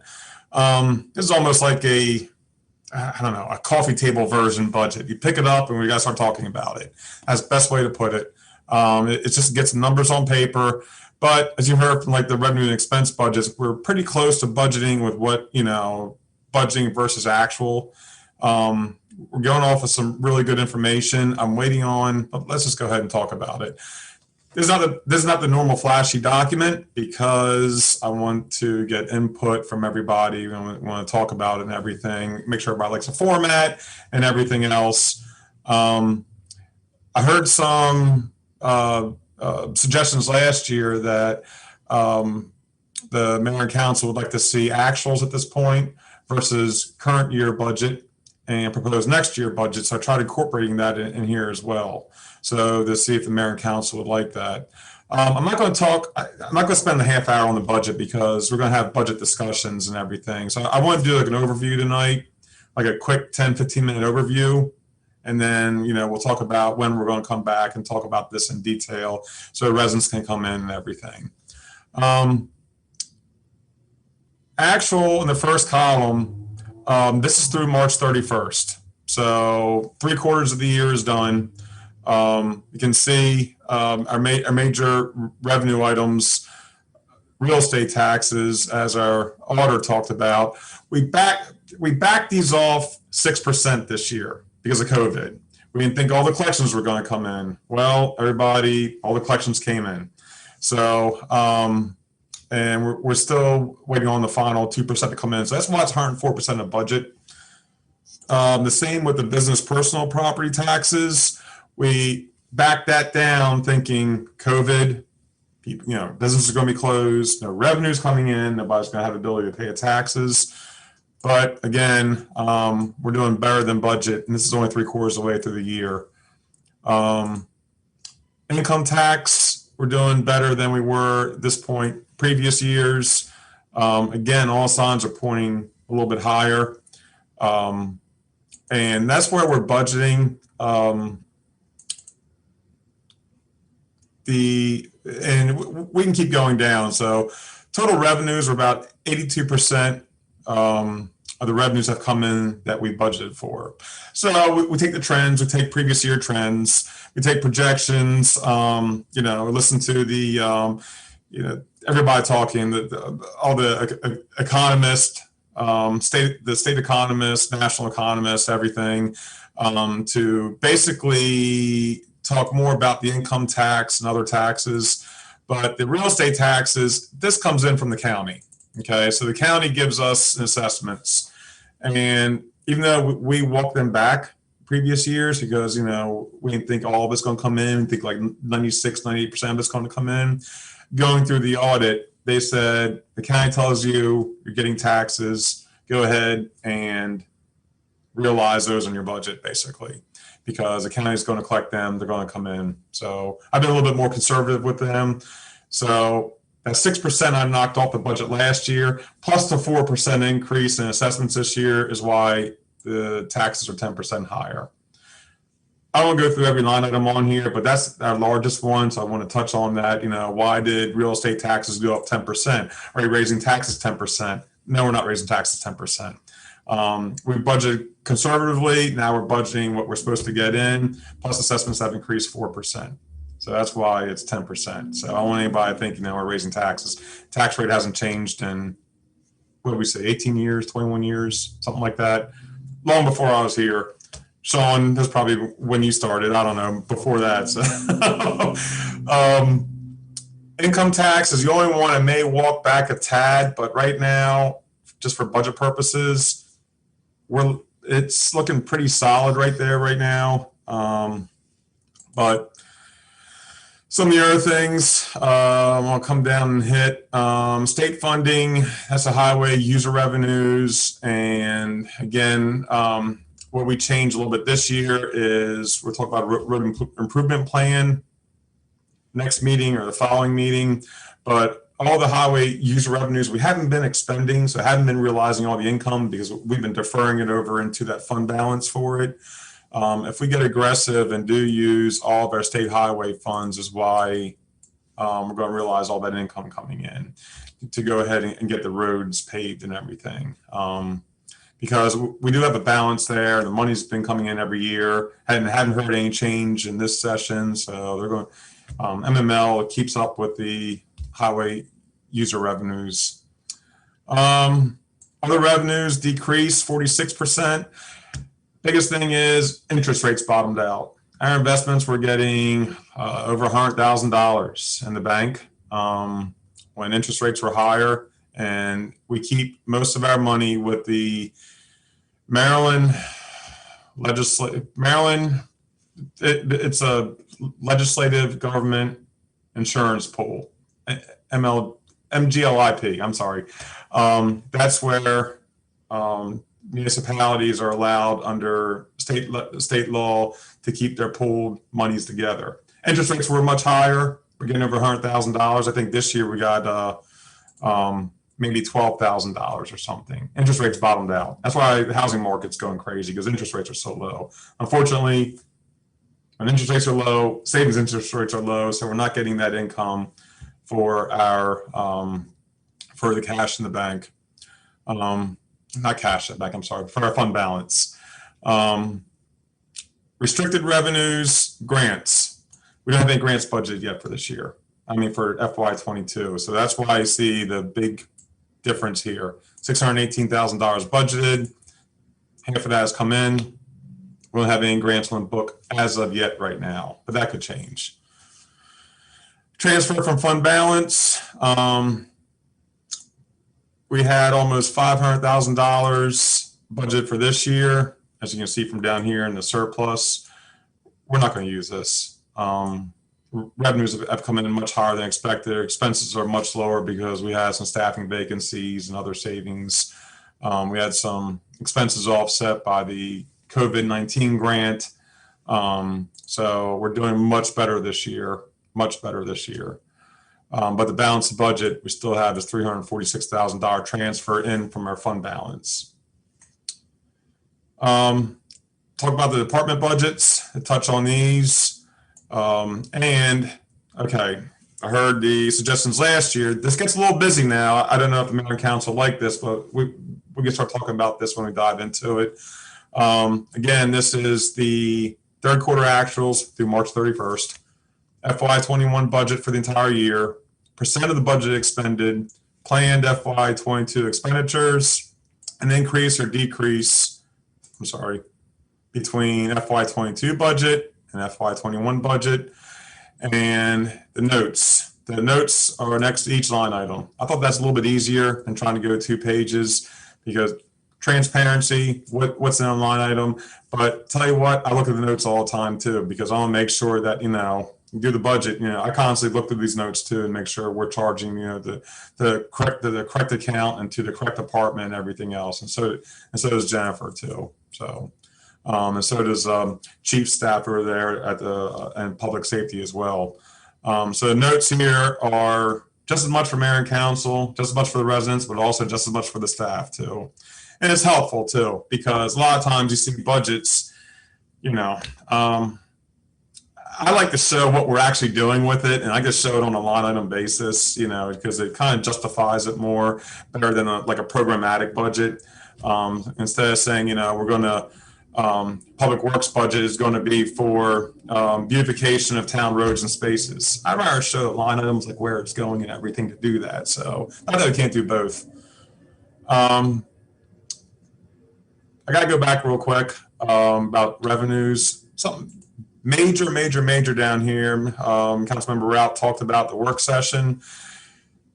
This is where it gets, it's going to be a little bit different budgeting this year. We have our normal operating budget. Okay. Then March 12th, we get news that the town is receiving almost an additional $8 million that will be coming in sometime, I'd say in the next 45, 60 days, whenever the regs get written, to be used for certain things through December 31, 2024. As you can see, that budget compared to our total revenue budget is pretty substantial. And I want to treat this as its own separate animal, basically. I don't want to commingle it, into our operating budget if we can, because these are strictly federal funds, and it's going to enhance our budget.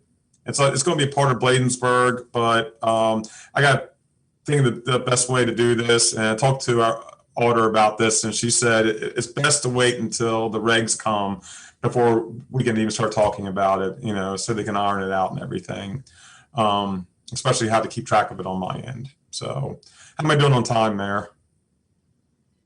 Okay.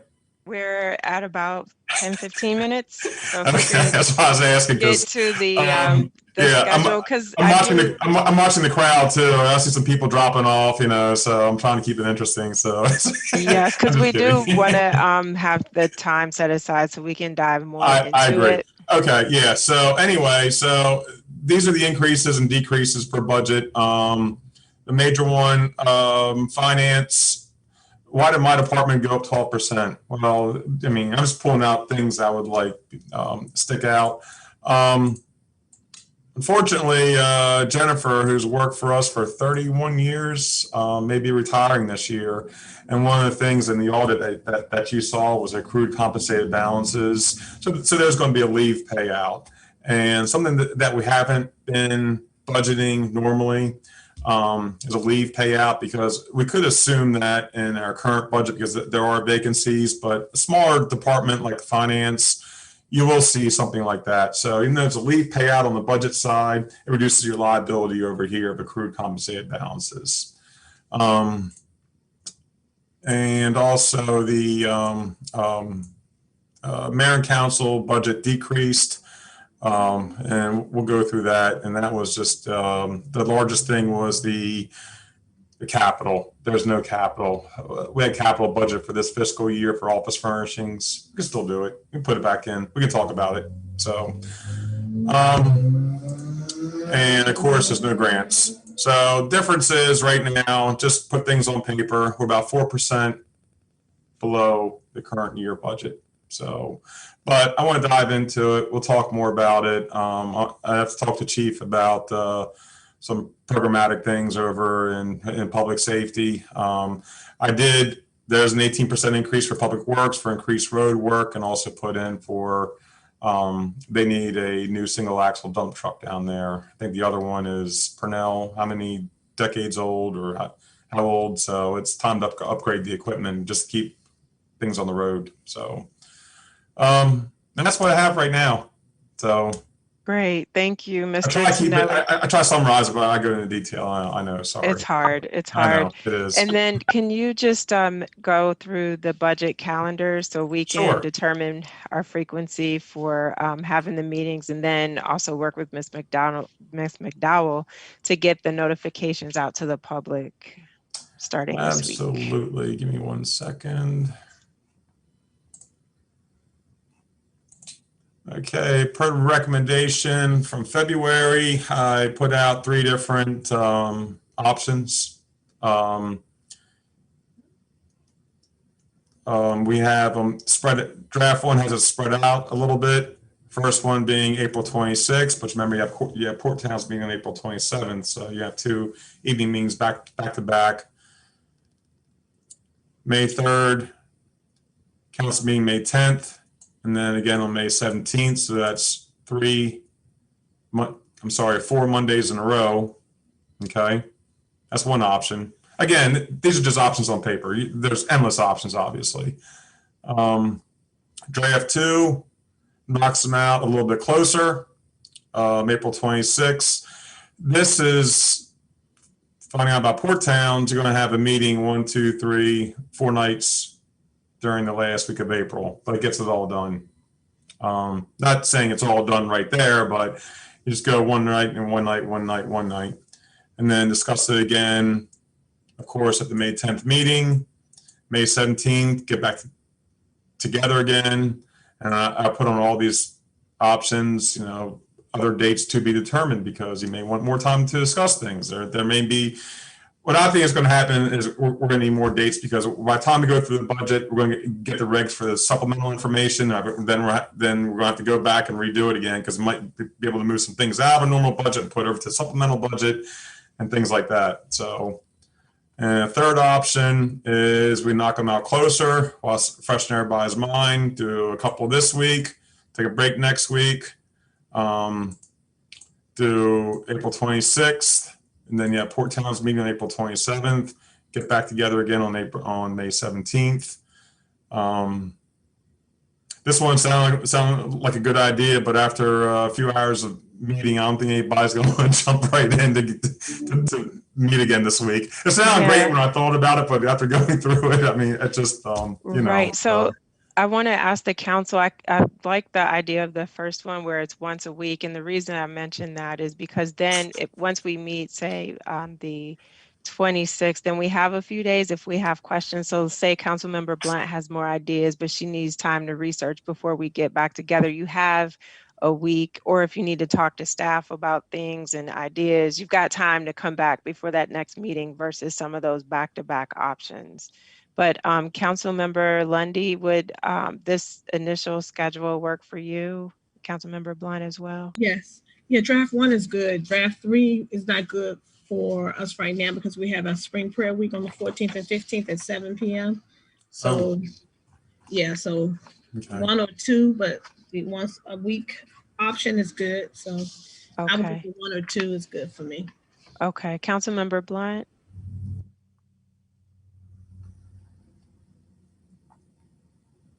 The first option is good. Can you hear me? Okay. Yes, I can hear you now. Thank you. First option is good. Okay. So Mr. Tonelli, oh, there she is. Councilmember Rout, sorry, you jumped on my screen again. Of 1 and 2, because we don't want to interfere with the activities. I can't do 2. I can't sacrifice my being away from my children for a hope. I can't do that. I won't do that to them. So, because I want to be present, and throughout these conversations, I think number 1 will be fine. Okay, fantastic. So Mr. Tonelli, if you don't mind just working to include this update in the upcoming e-blast, that would be super helpful. Yep, I'll get together with Diamond and Chief about that. Okay, thank you. Yep. And then if you could take us back to the agenda, trying to see is there anything else under financial? I thought there was one more item. I'm getting there, I'm sorry. That's all right. There it is. There you are. Okay, constant yield advertisement. So, yes. Constant yield advertisement, okay. There's nothing really to, well, of course there is. I'm sorry, I shouldn't say that. We had the constant yield presentation. Of course, everybody knows it's my favorite last month. And we are required to advertise between 7 and 21 days before the March 10th meeting. So this is the ad that will go out. I don't want anybody to be shocked. So I want to see that. I want the mayor and council to see that's going out as a proposed tax increase. We talk about this all the time, and there's not a tax increase. It's assessments go up. You got more taxes coming in, so more dollars coming in means there's a tax increase in the state.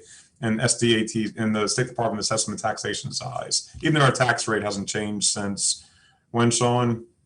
I don't know, 1960. No, I'm just kidding. 2006. Thank you.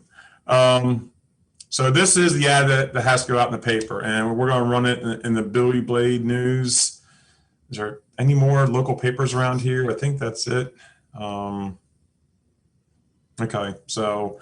We ran that last year, and I still have it here.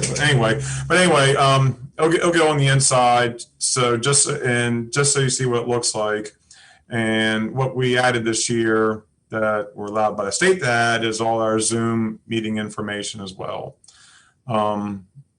So this will be going out probably in the next week or two, and it'll run for a few days. And it's required by the state, and I forwarded to the state to have them review it, and they okay it. And then just so you know the process, and then I contact the paper. They send me a draft. I send it back to the state, say, hey, is this good? Or are we good? And they send it back to me and say yes. And then I got to sign something saying that we did it and send the paper. It's a whole legal process. If you miss one little spot there, it will revert back to this tax rate, a constant yield rate. And then we lose the additional $132,000 of revenue. So it's a process. You can't skip a step. You can't miss a step. So that's it. Great. Thank you, Mr. Tonelli. And just a procedural question. So if the council decided we did not want to maintain the 0.74, given, last year we got the CARES Act grant funding, this time around we're getting American Rescue Plan funding, what would the process be if the council wanted to say, while we're in a position where we've got about $7.8 million coming in to help provide services, so we don't need to rely on that additional revenue just in case, what would that process be? We have to re-advertise it again and hold another hearing. But, if we get more information as we go through this process and we realize that May 10th, okay, so if we realize on May 4th that the council wants to raise the rate, and when we have a meeting on May 10th, we're not going to make it on that meeting. So we do a meeting, say, for May 15th and re-advertise it again at a new rate. So this just gets it started. But we can change this at any time. We have up until, I want to say, June 15th to finalize the tax rate. And I can double check on that. You just have to advertise it a week prior to your meeting. So that means I would need probably, I'm not sure the circulation date of the Billy Blade News. So if their circulation date's on Thursday, I probably have to get the ad in on Tuesday. You run a week before. So figure back up 10 days to the last day. You can go ahead and change the tax rate. Okay, that makes sense. And I just wanted to put it out there so as a council, we can be thinking about whether that would be an appropriate action to take, especially given financial impacts to our businesses and residents with the pandemic. I know you said, income-wise, we were still good on target as you went through the financials. Same thing with business real estate and business personal property taxes. But sometimes it's a trickle before it hits, and so just wanted to have us be thinking about whether that would be an appropriate step. And especially if you want to bring something on, I see towns, municipalities raise their rate around certain projects to justify it. So projects or services, let's say, if they want to bring on a new service or something, it can't be sustained in the current budget. But, if the residents want additional service, then it's going to, we're talking 2 pennies, and I said before, I did a presentation before, what's a penny worth in tax, for the town. So it's. Yep, I remember. Councilmember Rout. Thank you, Mayor James. I'd like to suggest that before that when we do go into these sessions, that we really hear from our residents and our businesses before we even consider talking about raising or reducing rates and things like that. We need to be able to hear from our residents. So I don't know, it sounds like it appears to me there's some conversation about potentially raising rates or things, but I just want to know, because that's how I heard it. So I see you shaking your head, Mayor, but I heard it that way. And so I just want to be clear, because I don't want some coming out tonight, tomorrow, the next day. Oh, the council talking about raising rates. No, we not. We are not talking about raising any rates. That's like a bad word because, I just wanted to make that clear because I heard it, and then when I was focusing and listening, so that was a just in case. That's correct. That was the process. So I just wanted to make sure, because I saw another person's eyes, like mine, wake up when we heard. So I just wanted to acknowledge that that's not what we're trying to do, but we will be hearing from our residents. Okay. Thank you, Councilmember Rout, for raising those questions. And again, the assessments have gone up just based on the value of property, of real estate. And so we haven't raised taxes. It's just the state says, hey, you're now getting additional revenue for the town because the value of the property has gone up. I understand. So that's why it is advertised as a property tax increase. So I think you're right. We need to be clear that we're not raising taxes. And that's why I was shaking my head. We're not raising taxes, but SDOT does require that we legally put the announcement out this way. The second part of the statement I was asking is if we could just be considering that because we're getting about $7.8 million in American Rescue Plan funding, that perhaps we consider going with the state's recommendation to lower, as it says here, should be reduced to 0.7151 per $100 of assessment.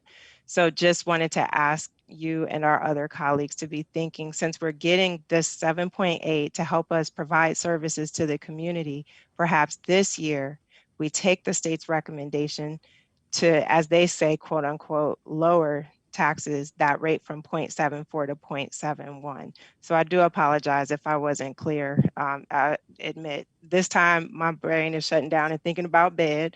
So I'm getting a little tired. So I apologize if I was not clear, but that's what I was trying to say. If it didn't come out that way, forgive me, charge it to my head, not my heart. And just to be clear too, yeah, I asked the mayor and chief to put this on the agenda just so, because, you know, as you said, you're on the paper, property tax increase Bladensburg. Well, it's required advertisement, and you know, I just wish there was like we could put out a whole another page ad opposite of it explaining it, but you know, we don't. So it's an area for advocacy. So Mr. Tonelli, I believe that was the last item under financial business. And then we were into department reports after that. So looking around the team, Chief, Mr. Tonelli, Officer Reinhardt, Mr. Hall, if you're with us, any critical updates that you want to make available to the public or the council? Okay. Yes, Mayor, I'll make mine real brief because you covered a lot of what I had, and that was on the legislation, the new laws that were passed. And I just want to say that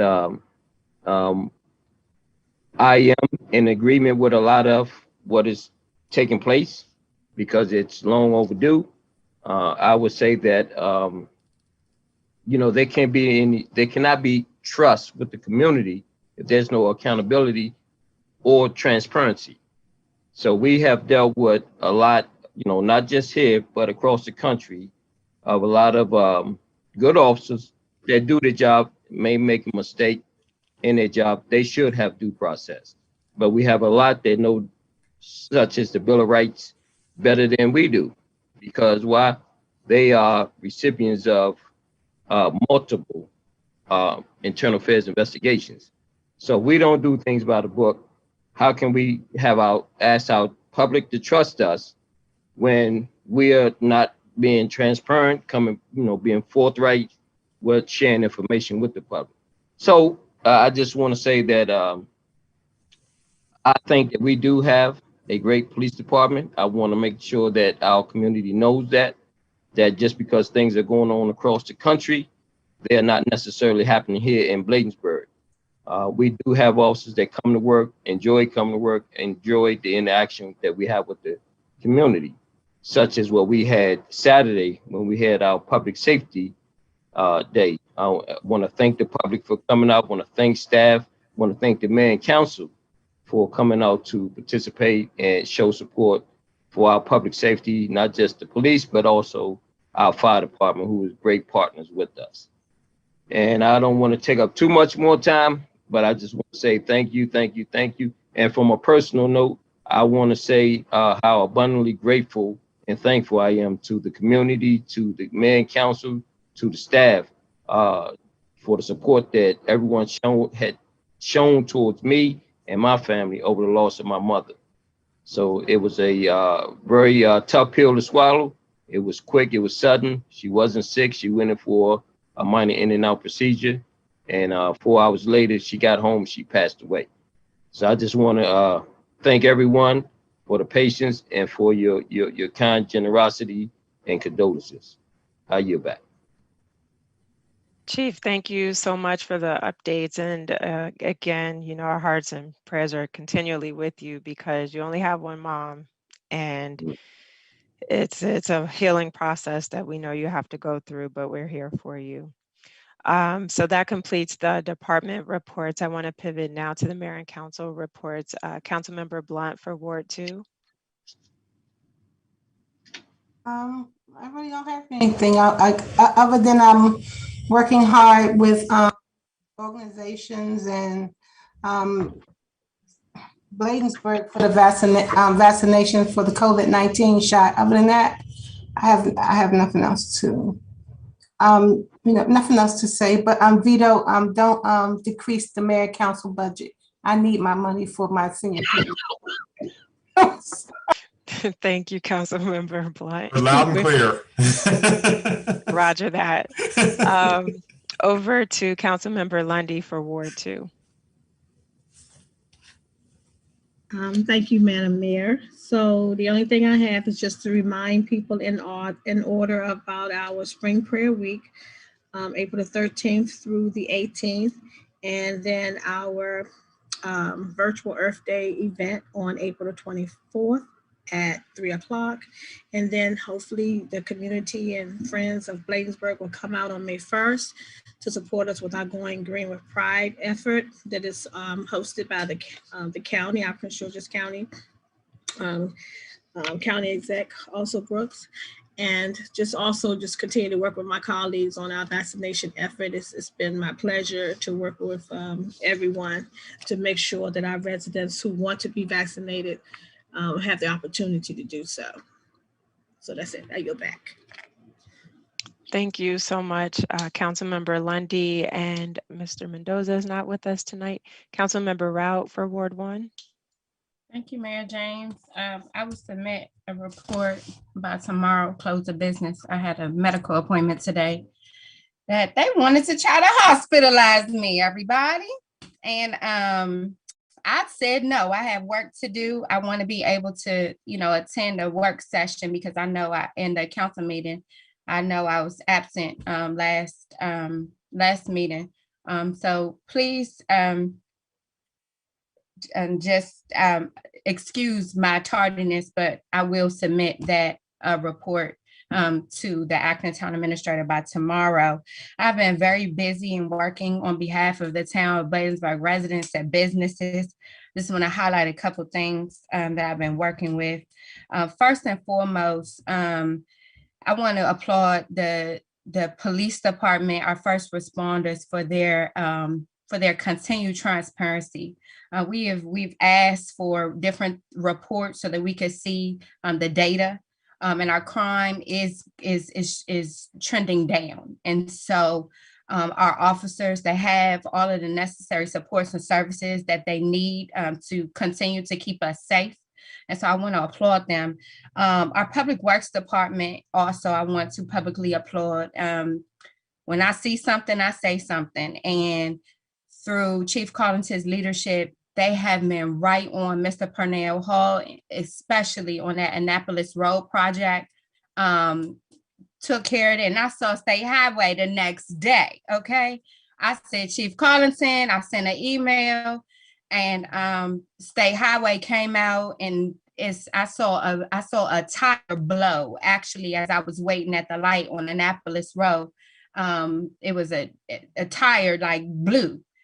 Because of the dip right there on Annapolis Road. And they were very responsive and made sure. And so I'm going to be working in collaboration with Chief Collington and Mayor James on advocating at the state level for some sidewalks on Quincy Street, on 48th, like around Quincy.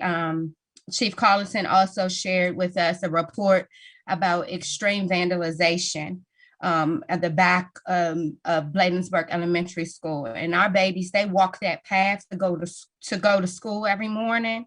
And so I'll be sending an email tonight to our Board of Education members so that we can continue to advocate for our babies so they don't have to be subjected to all of that nasty, disgusting trash and vandalism back there, which is horrible. In addition, I've been working on behalf of the COVID-19 vaccination clinics I shared earlier. We will continue to advocate to make sure that every Bladensburg resident and business that wants the vaccine has access to the vaccine. We don't want to hear, your council's not going to hear, oh, I was waiting in line, they didn't call me, I registered here, there, and everywhere. You contact Ms. Diane, we will work on your behalf. We have connections at the county, the state, and the federal regional level to support all of our residents. And so if you need the vaccine, please, we know how to get you that vaccine. Very interested in continue to work and serve on energy efficient green committees as it relates to community cleanups. I've been participating. I still do my Sundays. In addition to something that I'm going to be working on moving forward is I'm going to be highlighting Bladensburg businesses on my social media page. And that's something that I'm going to be doing because that's something free. And we need to promote Bladensburg. We have a lot of small mom and pop organizations. And so I'm going to be highlighting businesses in our town that I have been patrons of to support them. And I invite each town council member to lead and do the same. So maybe then our residents can do the same with highlighting businesses so that we can understand that Bladensburg, we have a lot of great businesses. Like we have a pharmacy here in town that we could be able to, our residents could get access to. We have a clothing store here in town, and I'm proud of that, you know? And so we want to be able to promote our businesses. And so I've been working very hard on behalf of the town and the residents. And it is my hope that I can continue to serve and collaborate with both residents, businesses, and my colleagues, and of course, the staff members. It's been a long winter. I'm happy spring is here. Thank you, Mayor James. Thank you for those updates, Councilmember Rout, and just echo all the hard work that the team has been doing in an effort to make sure that anyone who wants to be vaccinated has that opportunity. In that vein, I'm very thankful that the county executive's office, they kept their word. They said they were going to get mobile units by the spring. They got them. They reached out and said, okay, when can we come to your community?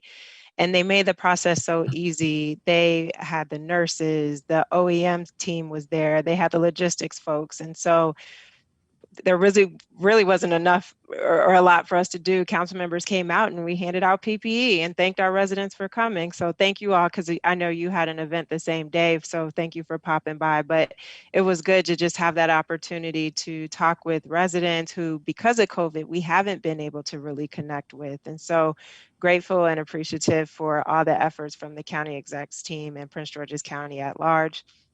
I also want to thank County Executive also Brooks, because once again, she reached out, or her office did, because she's been holding these small group conversations across the county with different civic associations and HOAs. And so they contacted me and asked if I could get some of the representatives from different organizations within the Beltway.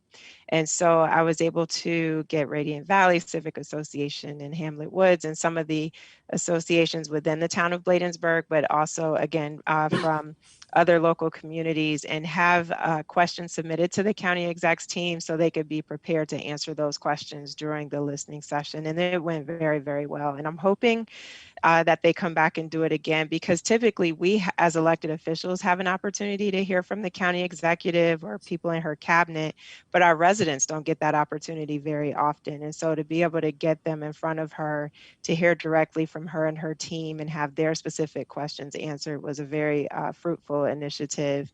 I wanted to make folks aware, and it's on my Facebook page as well, but the Clean and Green Weatherization Program is another opportunities for our residents with moderate to small incomes to take advantage of the MEA Weatherization Program.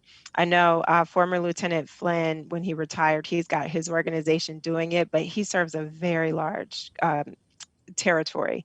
And UCAP, which is United Communities Against Poverty, located right here in Prince George's County, is also able to help our residents if they want to complete the application for weatherization. So please reach out to me, tjames@bladensburgmd.gov. I will email you the application. If you have questions, I can help you fill it out, but we just want to make sure we get that in within the next week, because that money, I believe, has to be exhausted by the end of May, and it'll be May in 2 seconds. So please don't let that opportunity pass you by. If you notice a neighbor who you suspect may be in need, don't feel bad. Reach out to them. We're supposed to help one another, and so just encourage them to contact me if they need those resources.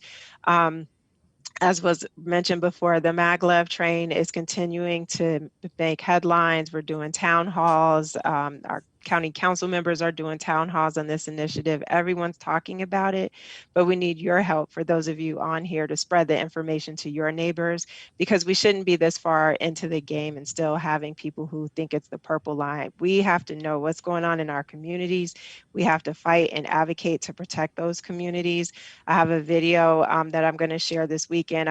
From this weekend, I filmed it at the Waterfront Park, because I want residents to understand this train is trying to come through this beautiful park in your community, and you have to elevate your voice and make sure that does not happen. So anything that you all can do to share information, reach out to Ms. McCutcheon if you need bullets to put in your monthly news blast, or if you're doing weekly e-blast. There's so much information out there. We just need more messengers to help us get it out to the right people.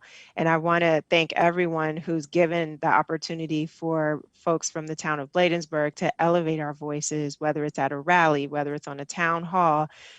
Yes, it's time consuming to do these things, but you all in our community are far too important to just leave this advocacy up to chance.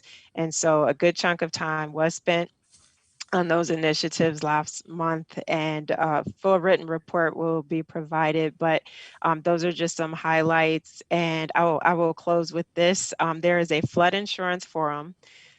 Join Maryland Insurance Administration, FEMA, and the Maryland Department of Environment if you want to learn more about flood insurance and steps you can take to learn how to reduce your chances of being affected by the flood, or reduce the risk. And that date and time is Tuesday, April 20th from 1 to 3:30 p.m. And I'll push this information over to Ms. McDowell so she can include it in the e-blast so everyone can get it, and hopefully everyone will share it with their network. But as was alluded to previously, we, Councilmember Rout, myself, and Chief are very much committed to partnering with OEM to move forward and saying, we know we have an issue, we know the culverts are there. It's not okay to say the money's not in the budget until next fiscal year. We're going to work together to address this now. And so I look forward to making that happen before we have any more major issues. And that completes my report for this month. Mr. Tonelli, correct me if I'm wrong, but I don't believe we have any old business at this point or new business items. But Chief had something he wanted to add. Okay. Chief Collington? Yes, I just wanted to share one more highlight. This week is National Telecommunicators Week, and I just want to just express how deeply grateful I am to our dispatchers who, even though they're behind the scenes, they are the first voice normally you hear when you're in a crisis, when you dial 911. So I just want to give a big shout out to all the telecommunications officers across the country and thank them for their hard work that they do every day. Hear, hear. So we salute all of our awesome communications officers, and thank you, Chief Collington, for mentioning that. And so with that, it looks like we've come to the end of our party for tonight. May I have a motion to adjourn? So move. Moved by Councilmember Rout. Is there a second? Second. Seconded by Councilmember Blunt. Any discussion? Hearing none, I'll call for the vote. All in favor, let it be known by the saying of aye. Aye. Aye. Any nays? The ayes have it. Thank you so much, everybody. Good night. We're Good adjourned. night, everyone. Good night. Have a blessed Bye. evening. Night. Good meeting.